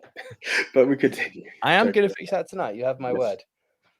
Now, Biff the Hobbit says, you can't handle the truth. I sincerely hope that's in relation to the reference of the film and not in the relation to the fact that I've got a vanilla. It's been up for a minute. It's not in the whole relation that I've got a vanilla crass taste. Yeah, I take exception to that. It's like, sorry, I never proclaimed to be a movie expert, but I do like to call myself, a wannabe connoisseur. I have seen a lot of films like everyone has on here. I take exception to people saying that my taste is vanilla and crass. You may not like A Few Good Men. I happen to like A Few Good Men. I think it's fucking great. I think it's awesome. First of all, just want to bring up Frank before I go into it. It would be boring if we all agreed on everything. My guy, thank you. But it would be toxic if we didn't agree on everything and then got angry with each other and insulted each other as a result. Yeah. Yeah, right. There are a few comments. We'll touch on those in a minute. Bring him in, because they're relevant to what I've just said. Pedro Sanctos. A major difference to me is between favorite and best. Two different things that can sometimes coincide. Correct. All that you both have mentioned is related to personal taste. Exactly, and that's what we always say. It's our personal top 10. Correct. There is no right. Riri Thomas. There is becoming a bit of snobbery towards popular. There is becoming a bit of snobbery towards popular films these days. Like, it's cool to dislike them, each to their own. Each to their own. Exactly. I like I like A Few Good Men. Much respect, Nico. Respect, my man. I don't dislike it. I actually had a lot of. You can't dislike A Few Good Men. It's awesome. Kiefer Sutherland, Cuba Gooding Jr., Tom Cruise, Jack Nicholson, freaking Kevin Pollak. Oh, Demi Moore. Oh, Demi Moore. Yeah. How did Ashton? I'm sorry, I don't want to objectify, but you know what? I'm very late to the party in this one, in the sense that I'm going to say something that a whole world is like, no doy, but like, my God, she's a beautiful woman. Like, it's outrageous how attractive Demi Moore is. Hold on. There was a film that I'm sure you must have seen. Striptease. Right. Okay. Of course. I'm just trying to think how is that now becoming a statement. Like, anyway. No, it's becoming a statement because think about in the 5 years now, the 4 years that you and me have been running this, and in the few years prior to that, when we were doing our little shit on YouTube as well. Like, we've spoken about Jessica Alba, you've spoken about Eva Mendes, you've spoken about Alicia Vikander. Like, we seem to like Latinas apparently. Hey, excuse me. I need to fly the British flag. Keira Knightley still holds a very sentimental part in my heart. Anyway, Keira Knightley, and we're objectifying for a minute. Allow us. We're toxic men. Forgive me. Just allow it. We can appreciate the physicality of someone. Brad Pitt is a good-looking motherfucker. If I rolled that way, I would fuck Brad Pitt. Okay, or accept one from him. Like, let's be real. Or accept one from him. Absolutely, Brad, do me up the batty. If there are any women on here, I am not going out to offend, but I am just saying, good God Almighty, Demi Moore. How the fuck did Ashton Kutcher get with her?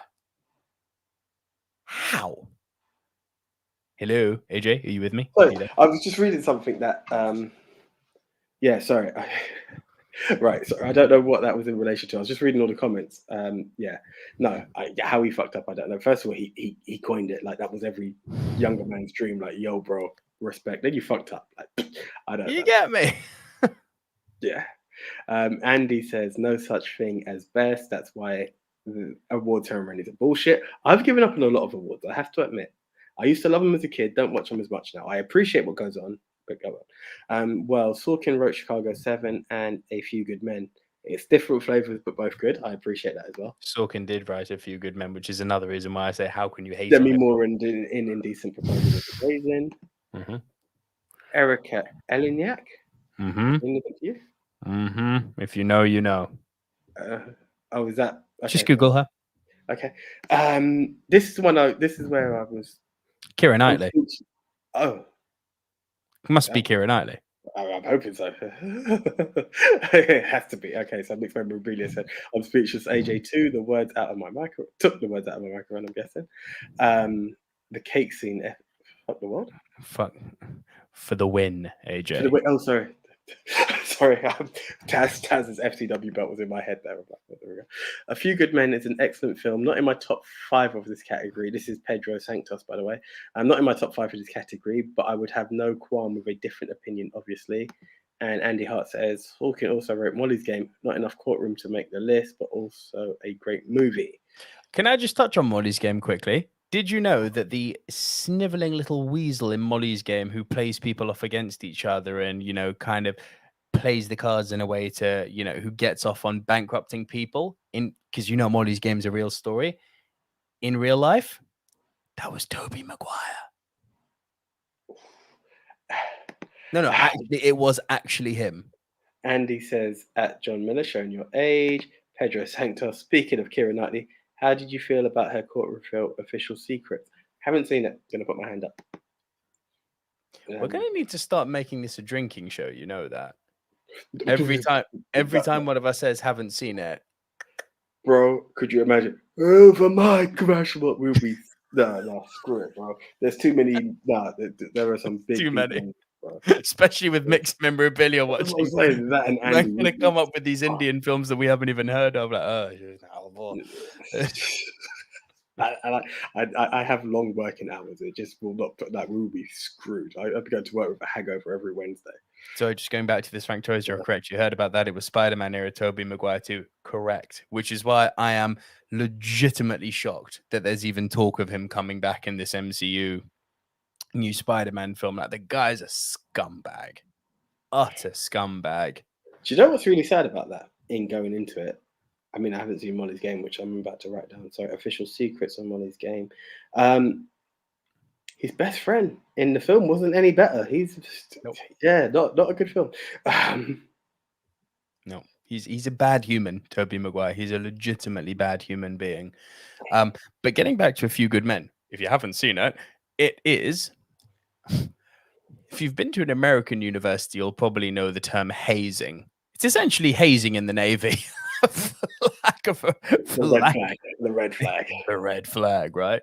And it's about the Navy trying to cover up the death of someone who's been red flagged. Red flagging being when the grunts decide to take the disciplining into their own hands, and wouldn't you know, they take it too far and someone ends up dead.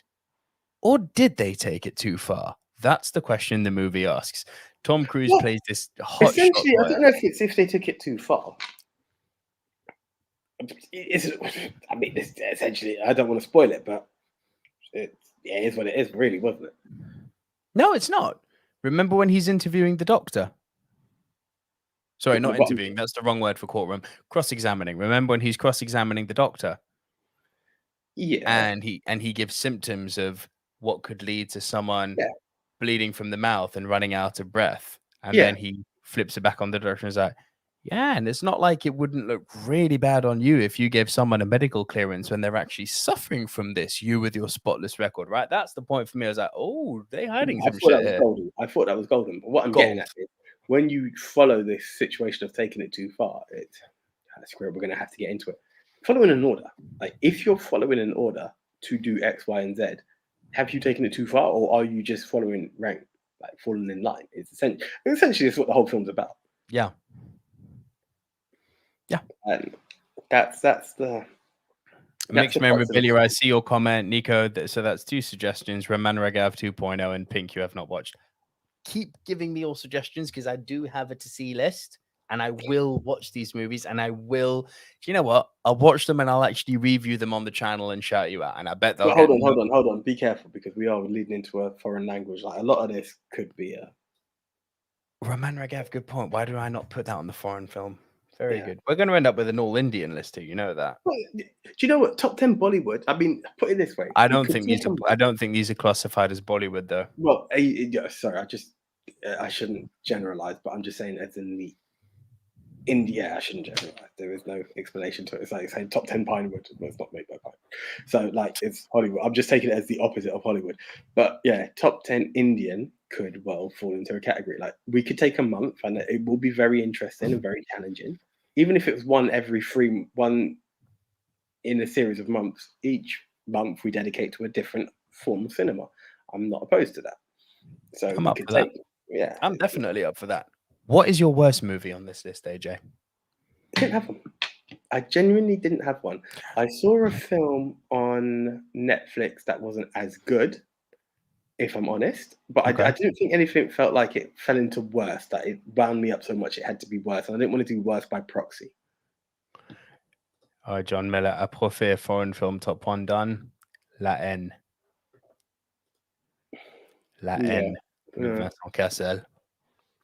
I find that film very, very hard to top. So I did have a worst day, Jay. And it's one of those weird situations where my worst is actually a film that it's fromage, to quote you. But I do like it. But okay, so it's worse by proxy for you. It's worse. No, it's not even worse by proxy because objectively it's dog shit, but it's a lot of fun. Okay. The Devil's Advocate. Someone take a drink because I haven't seen it. So wow, no, I haven't, and I have a lot of respect for both of those guys as actors. So.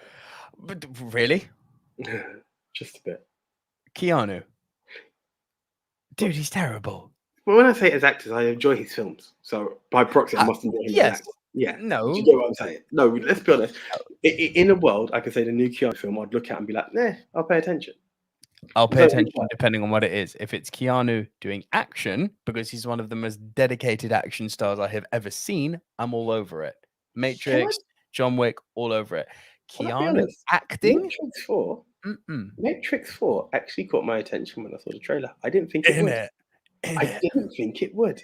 It looks really good. I was like, damn, you bastards. Because I was literally at John Wick 4 for the win. I saw that and I was like, maybe not. Maybe not. Speaking as we're talking Keanu, it just, Keanu, John Wick director Chad Stahelski. Chad Stahelski is directing the new Bloodsport movie. And he's bringing back Jean-Claude Van Damme. I heard about that. I did see this poster. I was opposed until I saw that Chad Stahelski was directing it. Then I'm like, nah, I'm in like a motherfucker for that. I'm sorry, I am in. Chad Stahelski directing Bloodsport. That's going to be epic. Epic. Some more fun to be had. Okay. Look, The Devil's Advocate is a pile of shit, okay?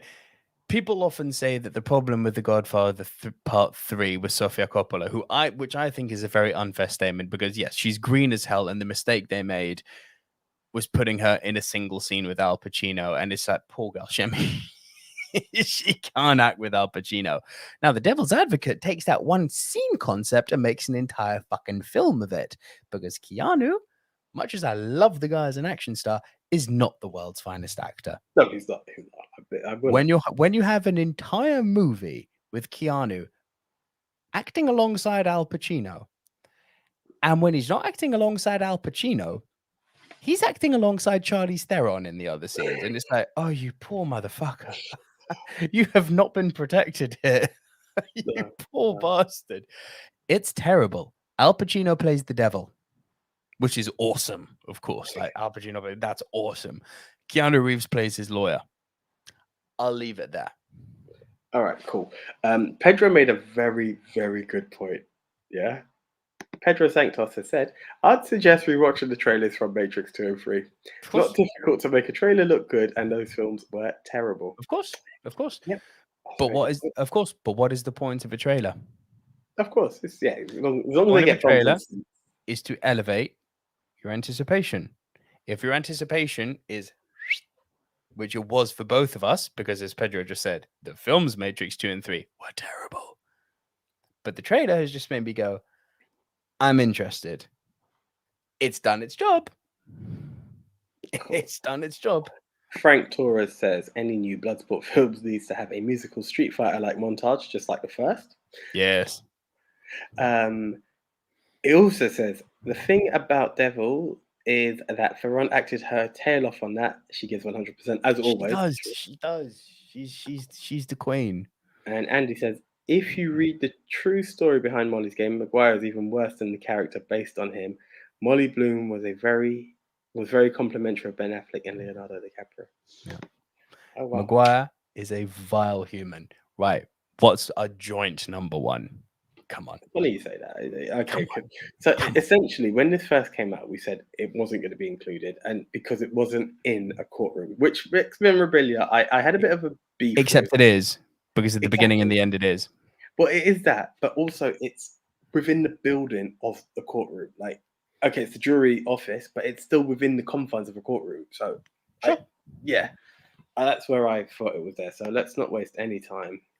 In at number one, 12 Angry Men. Nothing Now, touches it. Nothing touches it. I was late to the party on this. You told me about it, and I remember being sold instantly. And I looked for it. Now, I'm not saying I don't do this with a lot of films, but none more so than this one. I remember it was sourced and watched instantly, and it's the sort of thing I like in the sense of thought-provoking, challenging. This is the core crux of a courtroom film. This is what I like to see. It's the challenging, the taking and dissecting of information and throwing it back and forth to each other to try and convince and obtain a result, essentially. And that's what I liked and loved about this film. I know there are remakes. I haven't got around to watching them. I am actually quite intrigued to see them. When I talked about The Defender, this was the film. They've got like a half an hour version on Amazon Prime. It's like it's just a double special. I can't remember what they called it, but like a what have you. And then they got this William Shatner film based in a courtroom, which was quite good, but it paled in comparison to what this great story that is 12 Angry Men. It's absolutely amazing. Do you know why it's such a great story? Because it's such a simple idea that starts the little avalanche, this little snowflake of doubt. And it's not doubt presented out of pure desire to be contrarian. It's a simple humanitarian, almost heartfelt response of a man about to put another man to death and said, "Can we just talk? We're about to sentence another man to lose his life. And are we sure?" It's such a beautiful sentiment. It's such a wonderful sentiment for a human being against unopposed odds to just remove judgment, peel back the curtain, and just be humane, and say, the thing is, are we sure? All it comes down to is reasonable doubt, which is all it needs. And it's to not go into sheep mentality of, yeah, no, guilty, And that's the thing. Biff of the Hobbit says something quite interesting. 12 Angry Men is the only perfect movie out of the 6K movies I've seen. Now, can I just say something? Because I saw this the other day. I went to see June, and I went to see it in a picture house cinema. My man. And I saw a poster while there, and you came into my mind. Now, I've hesitated at going because I think if I don't do it with you, I won't do it at all. Picture house films do some old films, right? Mm-hmm. Now, Prince Charles Cinema is actually doing 12 Angry Men because I saw that with the missus the other day. Didn't see it in the cinema, but I saw the poster. Okay. They have, in Picture House, Finsbury Park, 7 Samurai. We need to try and see if the date works with when you're going to be heading back into the cinema. Because, yeah. Oh, that's a fucking film, isn't it? Yeah, and I just thought, maybe. But yeah, that's something I just thought I'd put out there to you. And to anyone else, actually, who appreciates good cinema and didn't get to see something on the first one. You know what you just made me think of, which I'm really angry with myself for forgetting, now that you've just said 7 Samurai, and we're talking about courtroom movies. Fucking Rashomon, which I don't think you've seen. It's Kurosawa's other film. But also, just want to bring up word 789, because I know Andy agrees. He's also brought up the #1 courtroom movie, which we both forgot, actually. Legally Blonde 2. Legally Blonde 1. Absolutely Legally Blonde 1. And Pedro Sanctos says, seeing 7 Samurai in a proper theatre screen is comparable to a religious experience. I can only imagine that to be the case. But I am legitimately furious with myself for leaving Rashomon off.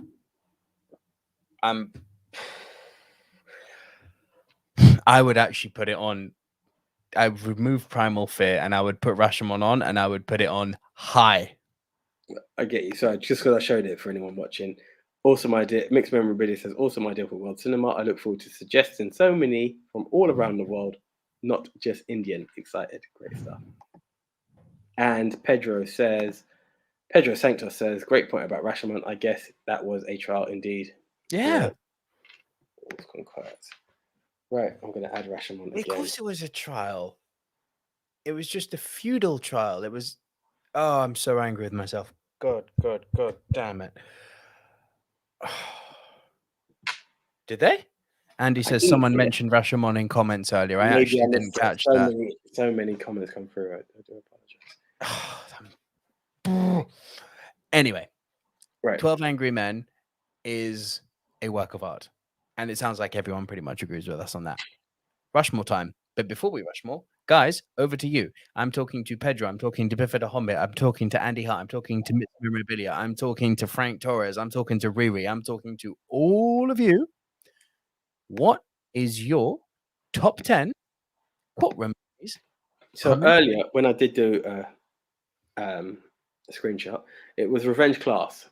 Revenge Class says, "Let me be the first to say, Carl Rittenhouse is innocent of the main charges. The prosecution has no case." LOL. Are we getting political here? Not on this show.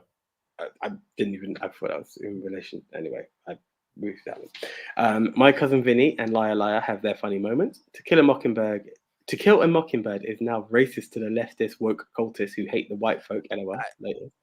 Don't know what that's about. What is these comments?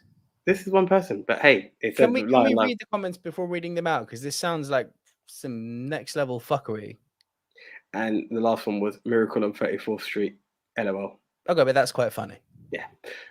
And I haven't seen Paths of Glory. Have you seen it? Paths of Glory, of course. He says Paths of Glory, definitely. So that was it. But yeah, the other two parts. YG is here. Was late to the show, guys. Could you do a quick run through of your lists? Very quickly. YG, my 10 was Primal Fear. My 9 was The Lincoln Lawyer. My 8 was Sleepers. 7 was Trial of the Chicago 7. 6 was Find Me Guilty. 5 was The Exorcism of Emily Rose. 4 was Liar Liar. 3 Philadelphia. 2 A Few Good Men. My worst was The Devil's Advocate, and my number 1 was 12 Angry Men. AJ, over to you. Okay, mine was 10 Primal Fear, 9 Find Me Guilty, 8 A Time to Kill, 7 Liar Liar, 6 A Few Good Men, 5 My Cousin Vinny, 4 Mangrove, 3 The Trial of the Chicago 7, 2 Pink, and 1 12 Angry Men. Okay. So Mixed Memorabilia says 12 Angry Men, The Lincoln Lawyer, A Time to Kill, Sleepers, To Kill a Mockingbird, Anatomy of a Murder. That I really wanted to see, actually. Jolly LLB? Does that mean anything to you? Okay. My Cousin Vinny, Pink, The Trial of the Chicago 7. Andy Hart says 10 Denial, 9 The Insider, 8 Anatomy of Murder, 7 The Accuser was another one I wanted to see. The Lincoln Lawyer was 6. 5 My Cousin Vinny, 4 A Time to Kill, 3 Witness for the Protection, 2 Not Heard of, and what do you mean 2 not heard of? 1 The Verdict. The Verdict is another one I heard of, but I started it. I just didn't get a chance to finish it. Interesting. We'll have to check that one out. All right, and guys, keep your top 10s coming in, and if there's any socials that you want us to plug for you, be it on Twitter or YouTube, fire away. We'll plug them away. I'm going to scroll through because I think someone else put their 10. Yeah, keep going, bro. I'm just scrolling through just in case I've missed that. So Pedro says, I'd have to readjust my list and include Rashomon on a tie with To Kill a Mockingbird and also include Paths of Glory. And then goes on to say, so after those, 12 Angry Men, Witness for the Prosecution, Anatomy of a Murder, Philadelphia, Snow Falling on Cedars, and The Accused. No order in those 10. Frank Torres says 5, My Cousin Vinny, 4, Primal Fear, 3, 12 Angry Men, 3, wow, 2, Philadelphia, and 1, A Few Good Men. My guy, another person who likes A Few Good Men. Thank you. Also, just wanted to say Pedro actually is from Rio de Janeiro, so thank you, Pedro. I appreciate that. Being from Rio de Janeiro, Carnival is a huge part of our culture, and it does litter the city, but it's often a beautiful celebration, also huge for our economy. And I did not know this, Andy, thank you. Mangrove did get a cinema release in some places. Deserved. And the verdict is possibly Paul Newman's best performance. Whoa. Yeah, bro, I literally just started it, but I just couldn't squeeze it in. I couldn't. I can't comment having not seen it, but are we talking Cool Hand Luke and Butch Cassidy good? Like, that's quite the statement. Okay, honestly, guys, I do apologize. I can't see any other comments. But keep the top 10s coming in and we'll read them out. In the meantime, can we discuss our... Let me ask you guys all, actually, you guys watching. If we were to include 12 Angry Men in the Twitter poll, is it just going to be like Jaws and Rocky and Star Wars and just eviscerate everything? And therefore, is there any point to not include it to have a more balanced voting between our potential 4 movies? So is it worth leaving 12 Angry Men off, acknowledging that it is the hands down winner? Or do we include 12 Angry Men in the final 4, which you guys will all vote on, at the risk of it completely wiping everything out? Please let me know. Nico, in answer to the Paul Newman question, yes, he is outstanding. Okay, so I need to get on this. Wow. He was outstanding. He was phenomenal in The Verdict, but the one Nico mentioned, plus The Hustler. Frank Torres says, my cousin Vinny will win the Twitter poll. Those guys always go for comedy. I would be interested in that. Mixed Memorabilia says leave 22 Angry Leave out. 12 Angry out. Yeah, that's interesting, but Mixed Memorabilia, in fairness, you didn't want it in the poll in the first place. So that's there. Biff of the Hobbit says 1, 12 Angry Men. 2, let me do it backwards. 10, The People versus Larry Flint. 9, That's Finding Guilty. Which, The People versus Larry Flint. That's a great one. 8, The Trial. 7, Inherit the Wind. 6, Cousin Vinny. 5, Few Good Men. 4, To Kill a Mockingbird. 3, Philadelphia. 2, Witness for the Prosecution. And 1, 12 Angry Men. John Miller says I'm out of the loop. I've never seen it. I feel out of the loop. John, I felt that way before. Jump on it, bro. You will not be disappointed. It's an all-timer. Andy Hart at Pedro Santos. Have you read the book Snow Falling on Cedars? It's excellent. Frank Torres. It's why Groundhog Day is the best Twitter rom-com. They like to laugh. Mixed Memorabilia. Yep, 12. And Pedro Santos. Yes, great book. I love the film adaptation. So one person so far has said, Mixed Memorabilia has suggested leaving 12 Angry Men off.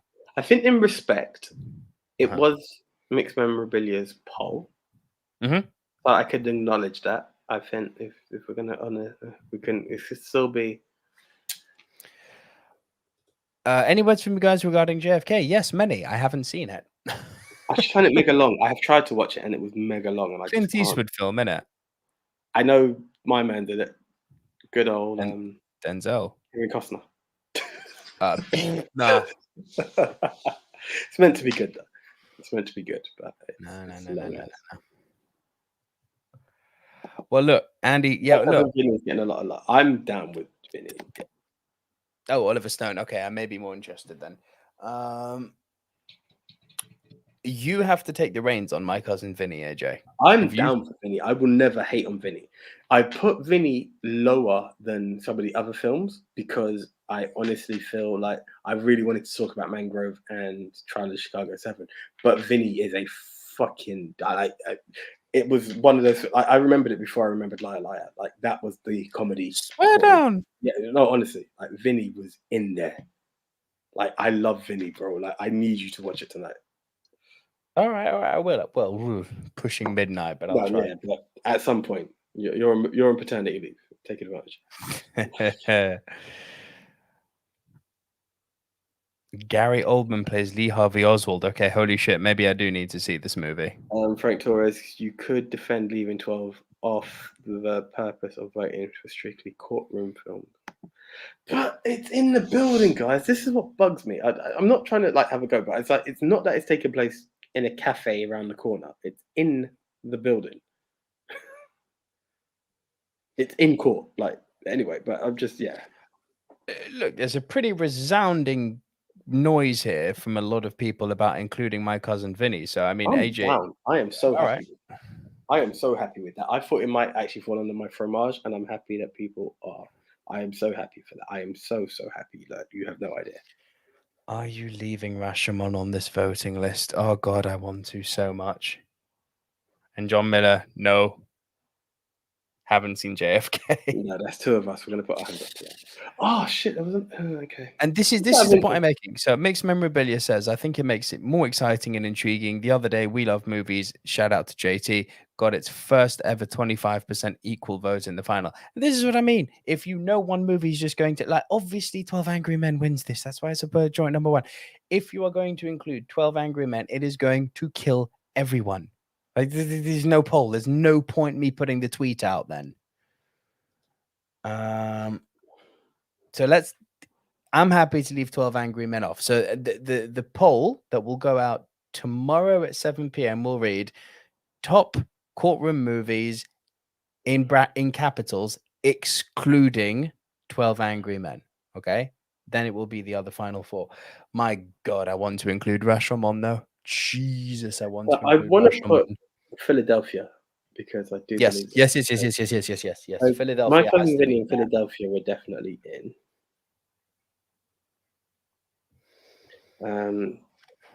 Just to piss off Chris Trangrove, I kind of feel like putting A Few Good Men in there. I'm not opposed to it.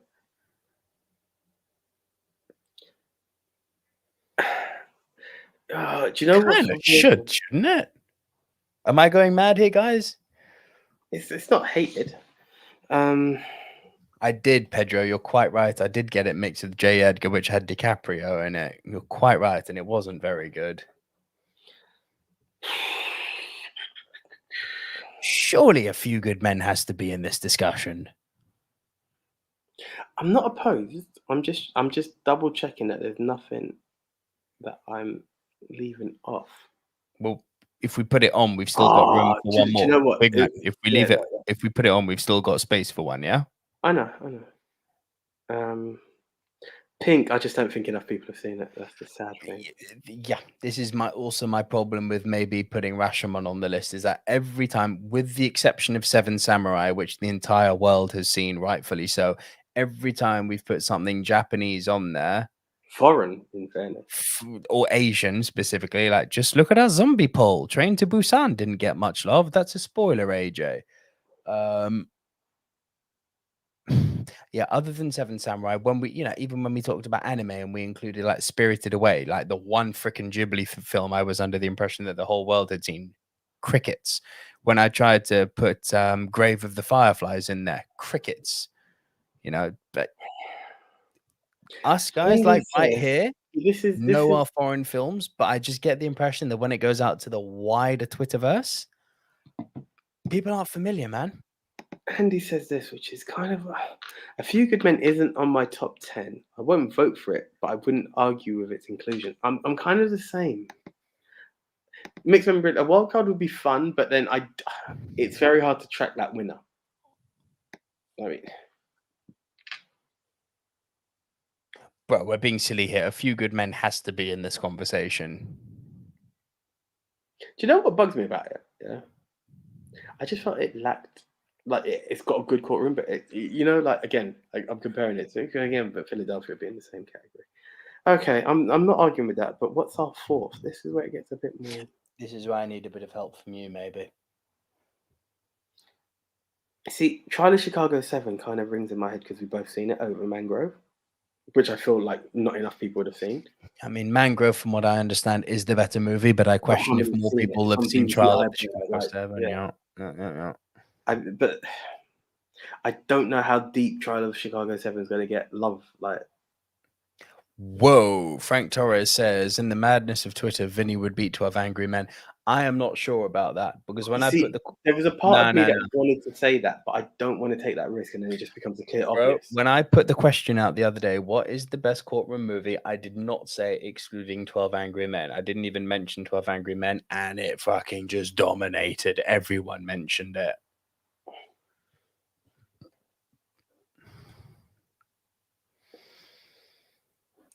Now, but yeah, look, Pedro, Rashomon is a new chapter in cinema narrative. We can see its influence all the way to Pulp Fiction and beyond. I agree with every single thing you're saying. Here's my problem.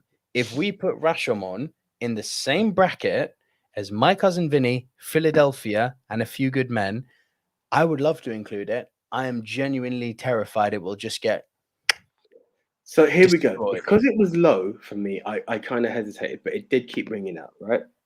And I think we're in similar places here. Sorry. Lincoln Lawyer or A Time to Kill has to be in there. Now, the problem is you've seen one, I've seen the other. The way you described A Time to Kill has me leaning more Time to Kill, though, bro. I won't fight you on that. Lincoln Lawyer for me it was good. It was fine. The way you described The Time to Kill really sounded good. Cool. Andy Hart says, if one person sees Rashomon on the poll and goes to watch it, it's worth the include. I don't know, Andy, because to me, I've never touched a poll because it's not worth me touching it because then I win. But it kind of gets into this whole, okay, not seeing it, that's my favorite. I would just aim for my favorite and be like, oh, one of those on the to see list. But I don't know if I would rush to be like, oh, that's the one I've missed out on. That's just my way of thinking. Frank Torres says, put 12 Angry Men on there. It's the Godfather for courtroom movies. Yeah, that's the problem. That's the problem. The moment you touch it. Says, honorable mention to Sweet Smell of Success, 1957 courtroom drama. Dialogue. And Frank Torres also said for the 12 Angry Men. It will win. It will win. Listen, I'm happy to put 12 Angry Men on, but the poll does become redundant. It really does. Shall we go with A Time to Kill? Oh, man. It's hurting my nerve and sinew to put A Time to Kill on there instead of Rashomon. It really is. It really is. It's hurting me. But by your own admission, I will fully take it. I will fully take it without any argument, not seeing the film, and it's one of those things that it's not even in either of our top 10s officially. Let's just put it from an official statement, right? I would even accept that. However, yeah, it adds diversity, but I'm not in the... Again, it's not one that I've seen, but I don't want that bait eliminated. The same way 12 Angry Men is a bait number 1, I don't want a bait number 4 either.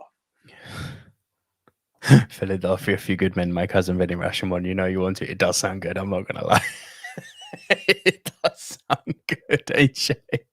Listen, I can't fight A Time to Kill because I haven't seen it. But no, I'm just putting it out there. Your words were Asian cinema tends to get trashed. Yeah, it does. That, right? Put it in there. But if we're trying to hit a varied list, yeah, it's good for those who know it. But let me answer Pedro's question here, because actually, as answering it might actually shed some light on this. So Pedro has says, what are your personal rules for this? That the title should be in each of your top 10 lists? No, it doesn't have to be. So obviously, while we've been rounding down our individual top 10 list, he's spoken about some movies that I haven't heard of and vice versa. And we've created intrigue between us and hopefully between you guys too. And we're now going to go and watch. Intrigue tends to win sometimes. The intrigue does tend to win. Back in the day, before we started putting the Mount Rushmore on Twitter, we just created our final 4. And in that final 4, 12 Angry Men would have gone in like that without even questioning it. Since we've moved over to Twitter, what's happened is we've taken the 4 that we pick with a little bit of guidance from you guys. And then you guys on Twitter pick the overall winner. So the Supremo, as AJ says, the Highlander of there can only be one and whatnot of this topic. Not gonna be anyone. Thank you, AJ. Thank you, Andy. So were Twitter not a factor in this, 12 Angry Men is in there and makes up the Rushmore. Can I turn back the clock? Can I turn back the clock way back? Right? So we're talking votes, and it makes us appease as script. One of your lines used to be, if the aliens were to come down tomorrow and we had to give the quintessential. So this is our problem. It's either the vote. Yeah, that was our old argument, wasn't it? That was the old argument. If the aliens came down to Earth and discovered the Movie Mount Rushmore podcast and they heard what would be the 4 courtroom movies we have to see, in the highest of respect, then it would be A Few Good Men, Philadelphia, 12 Angry Men, and Rashomon, in my humble opinion. My cousin Vinny doesn't even go on there without having seen it, just because I want people to have movies that are like... But then comes the other argument of diverse, and Vinny outdoes Liar Liar.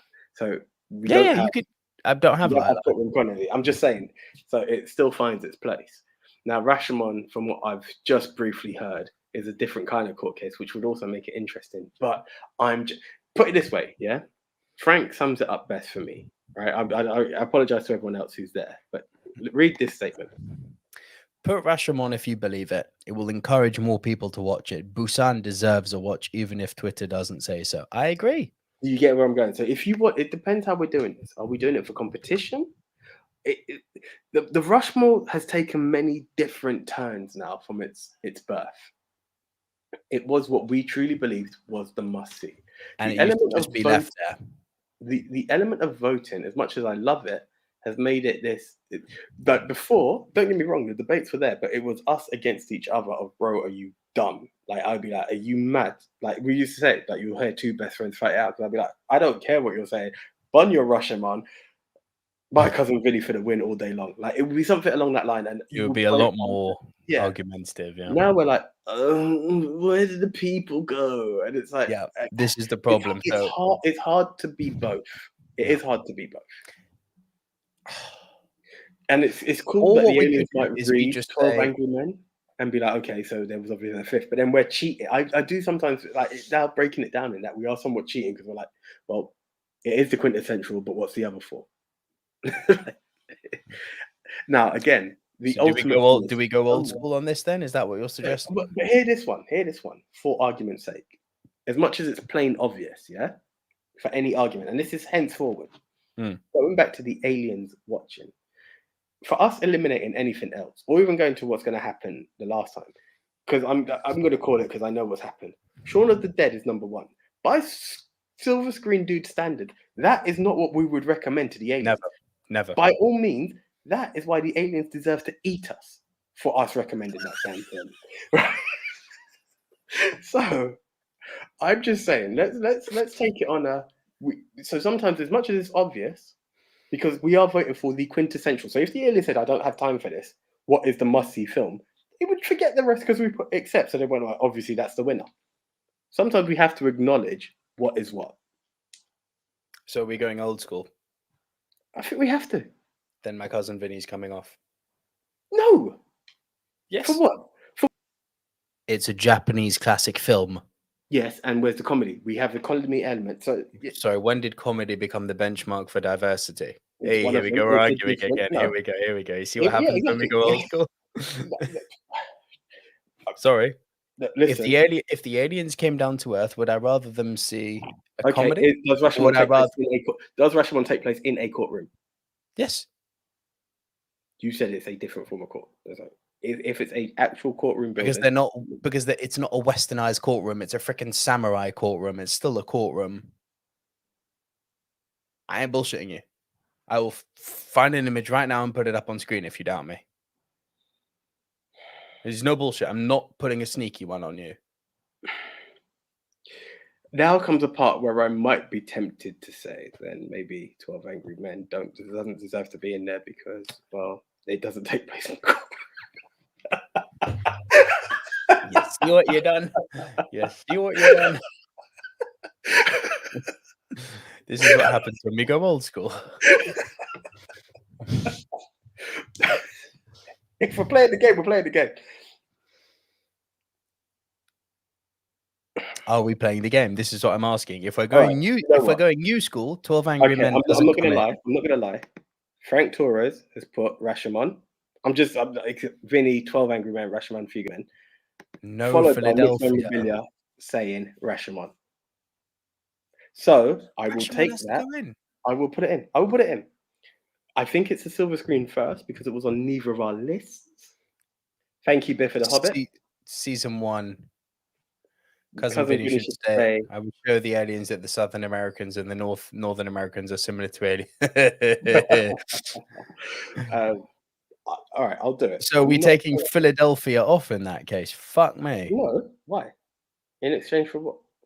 Oh, fuck's sake, because now it's Philadelphia over 12 Angry Men. So what stays on? So now we've got My Cousin Vinny, Rashomon. Do you know what I would rather put an argument in for? Talk to me. I would sooner put 12 Angry Men. I would sooner put Philadelphia versus A Few Good Men. Yeah. That's where we're at now. We've got our 3 locked in because you wanted My Cousin Vinny, Rashomon, and 12 Angry Men, yeah? Okay. Which I'm down with. So now we've got the argument of, do we leave on Philadelphia or do we leave on A Few Good Men? That's another problem.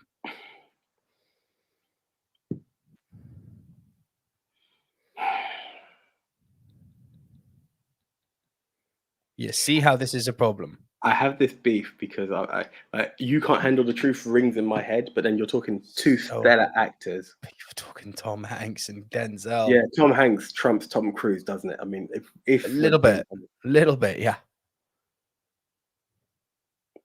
I can work with that. And I think it might be a refresher to a few people, like, oh shit, I forgot Philadelphia. It'll also allow me to give the middle finger to Chris Trangrove and go, ha ha ha ha, I didn't include it.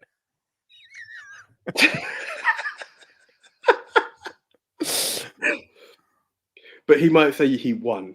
I'm just going to give you that one. If you need to stick it to him to shut him up, I will keep it on the list over Philadelphia. So it's up to you, because he might be like, oh yeah, you listen to me, you candy flosser, or he might be like, oh, there's no making that guy happy anyway. So I'm just going to give him what he wants and not include A Few Good Men. And let's go. We've got our Rushmore. Okay. Can you bang for me? Because I've got a very sleepy baby next door. Yeah. Should I just read these?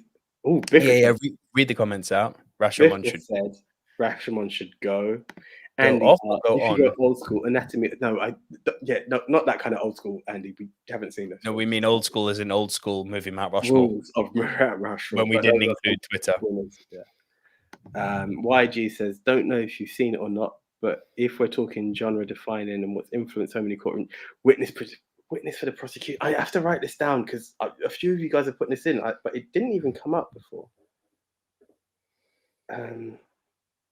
I like this one from Andy Hart. Off topic. Have you ever done the best films of the 70s? Four Titans on the same pole: Jaws, Star Wars, The Godfather, Rocky. Oh. I thought just putting it out there without even doing the Rushmore, just put the poll. AJ, I think that's a top 10 that we need to do for January. Yeah, okay. Have you taken note of that? Yeah, taking note of it now. Yeah, witness for the prosecution. I need to find that film because it come up a lot here. A Few Good Men, love Philly, but Twitter forgot about it. I agree with Andy Hart. Those titles weren't on the top 10. I'm getting their dilemma. Thank you, Pedro. Rashomon Courtroom seems too old and not modern. A Few Good Men plus films nobody has heard of just to wind up Chris.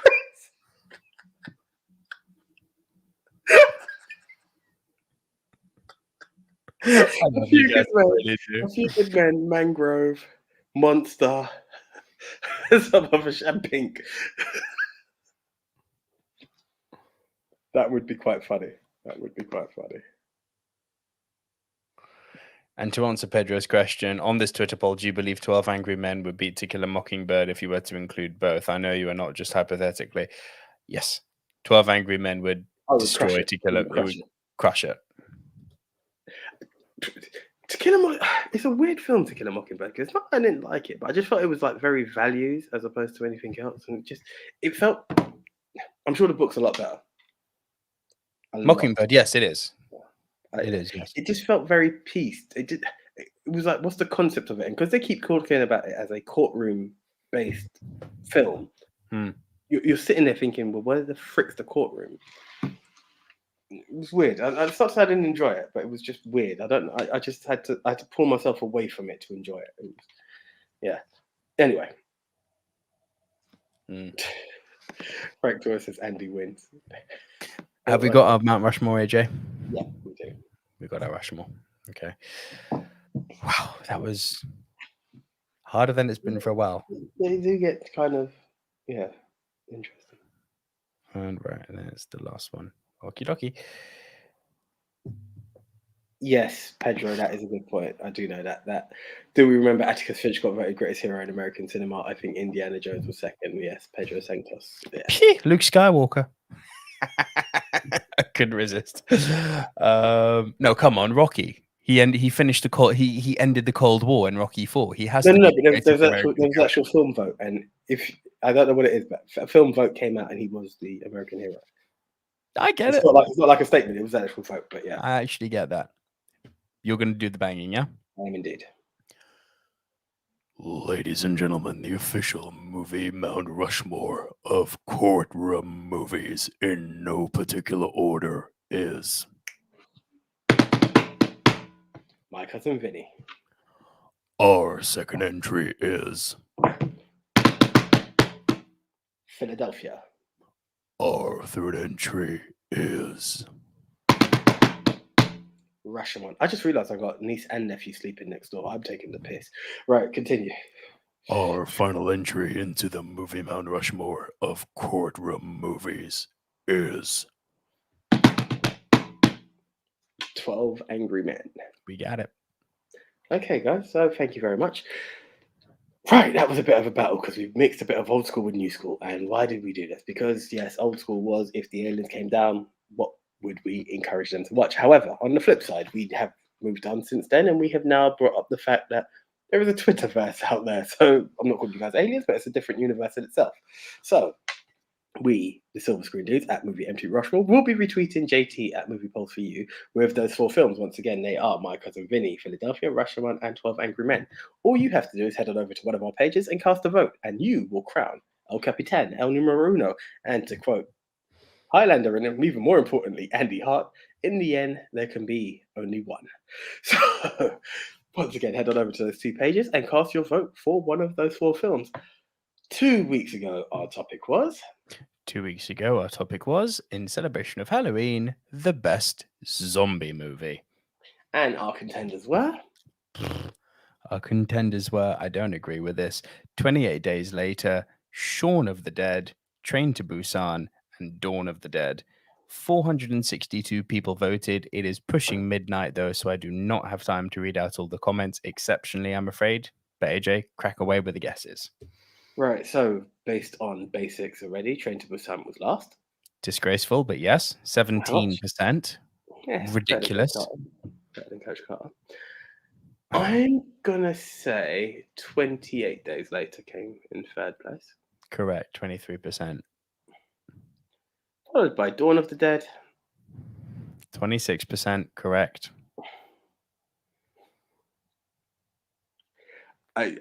It's a good thing I didn't say I'll leave if this becomes number 1. It may have been a solo Rushmore from now on, or a new album. Shaun of the Dead. I despair. Well, crushed it's a big word, but it got 34%. Okay. Shaun of the Dead is not the best zombie movie of all time. I take exception to that, but I appreciate that it's universally loved. So I'm on a very small island with AJ right here. Yeah, it's one of those that we just accept. Put it this way, the screeners aren't the world, and if the aliens come, they have to listen to the world. So congratulations, Shaun of the Dead, but hey, you're a heap of shit at the same time. Yeah, sorry, I'm bitter. Wow, you are bitter. One little announcement I'd like to make, just because throughout the process of the show, as I said, my wife, who is recovering from a cesarean section next door, and a daughter who is a week and 3 days old, has just notified me that it is far too late to be doing this. So we're going to need to figure out either we keep it Tuesday, but we do it much earlier, like we start at 7 p.m. If you're able to do that. I understand you've got work commitments, which may make it hard. It's not the easiest. Alternatively, we go back to doing shit on the weekend in the mornings. Which is also not the... Well, you were the one who fucking needed the weekend. Big man, I know this. Daughter changes stuff. I get it. Pedro, thank you so much. That's very kind of you to say. Really appreciate that, buddy. I don't want to. We're going to have to figure this out, and it's not going to be a big debate, but I'm going to tell you why it's not going to be weekends, right? Because one, I only have a Sunday to myself, because then it goes back to Monday, which is going to be a clash again. Secondly, give it a few years, your kid is going to want to see daddy on the weekend. And on top of that, we're still going to have to record our freaking... So this is very, very, very temporary, okay? I would like to keep it to Tuesdays, kicking off at 9:30 p.m. BST. For the next few weeks, and I want to let people who are watching now and who are going to watch and once it's finished the live, I want to let people know where we are if we're not showing up at 9 p.m. on a Tuesday. So you can tell me now if you can. If not, we can discuss it off air, and I can let people know on Twitter and on the community tab. But we're only talking a few weeks here.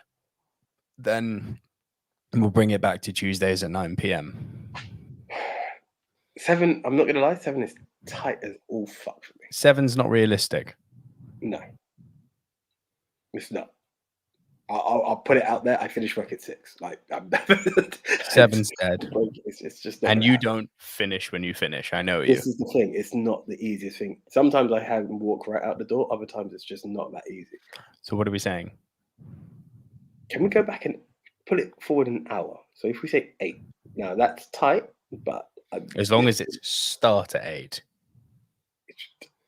This is like the weirdest discussion to have with the Twitterverse, but it's a weirdest discussion. Well, it's not the Twitterverse. It's our YouTubeverse, community. yeah.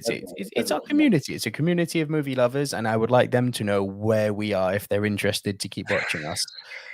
If you can put it to 8, that essentially means that if we knock an hour and a half off now, means I'm finishing at 10:30. So that would be oh so sweet. Let's go with it. It's tentative. Put it this way: like we've kind of firmed. We were on a Tuesday, Wednesday. We've kind of firmed the Tuesday. Yeah, I will do my best. It's one of those things, especially now that we're leading up to Christmas as well. The role I'm in could mean I'm all over the freaking place. But this next week should be perfectly fine. Okay, so we'll let you. Okay, what we'll do then, we'll play it week by week then, guys. For now, the movie Mount Rushmore will air next Tuesday at 8 p.m. I, however, am going to aim to bring you guys a throwback Thursday. What's up?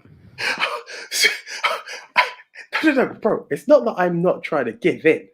Yeah, I have work. It's the travel from work to venue. It's not me being difficult.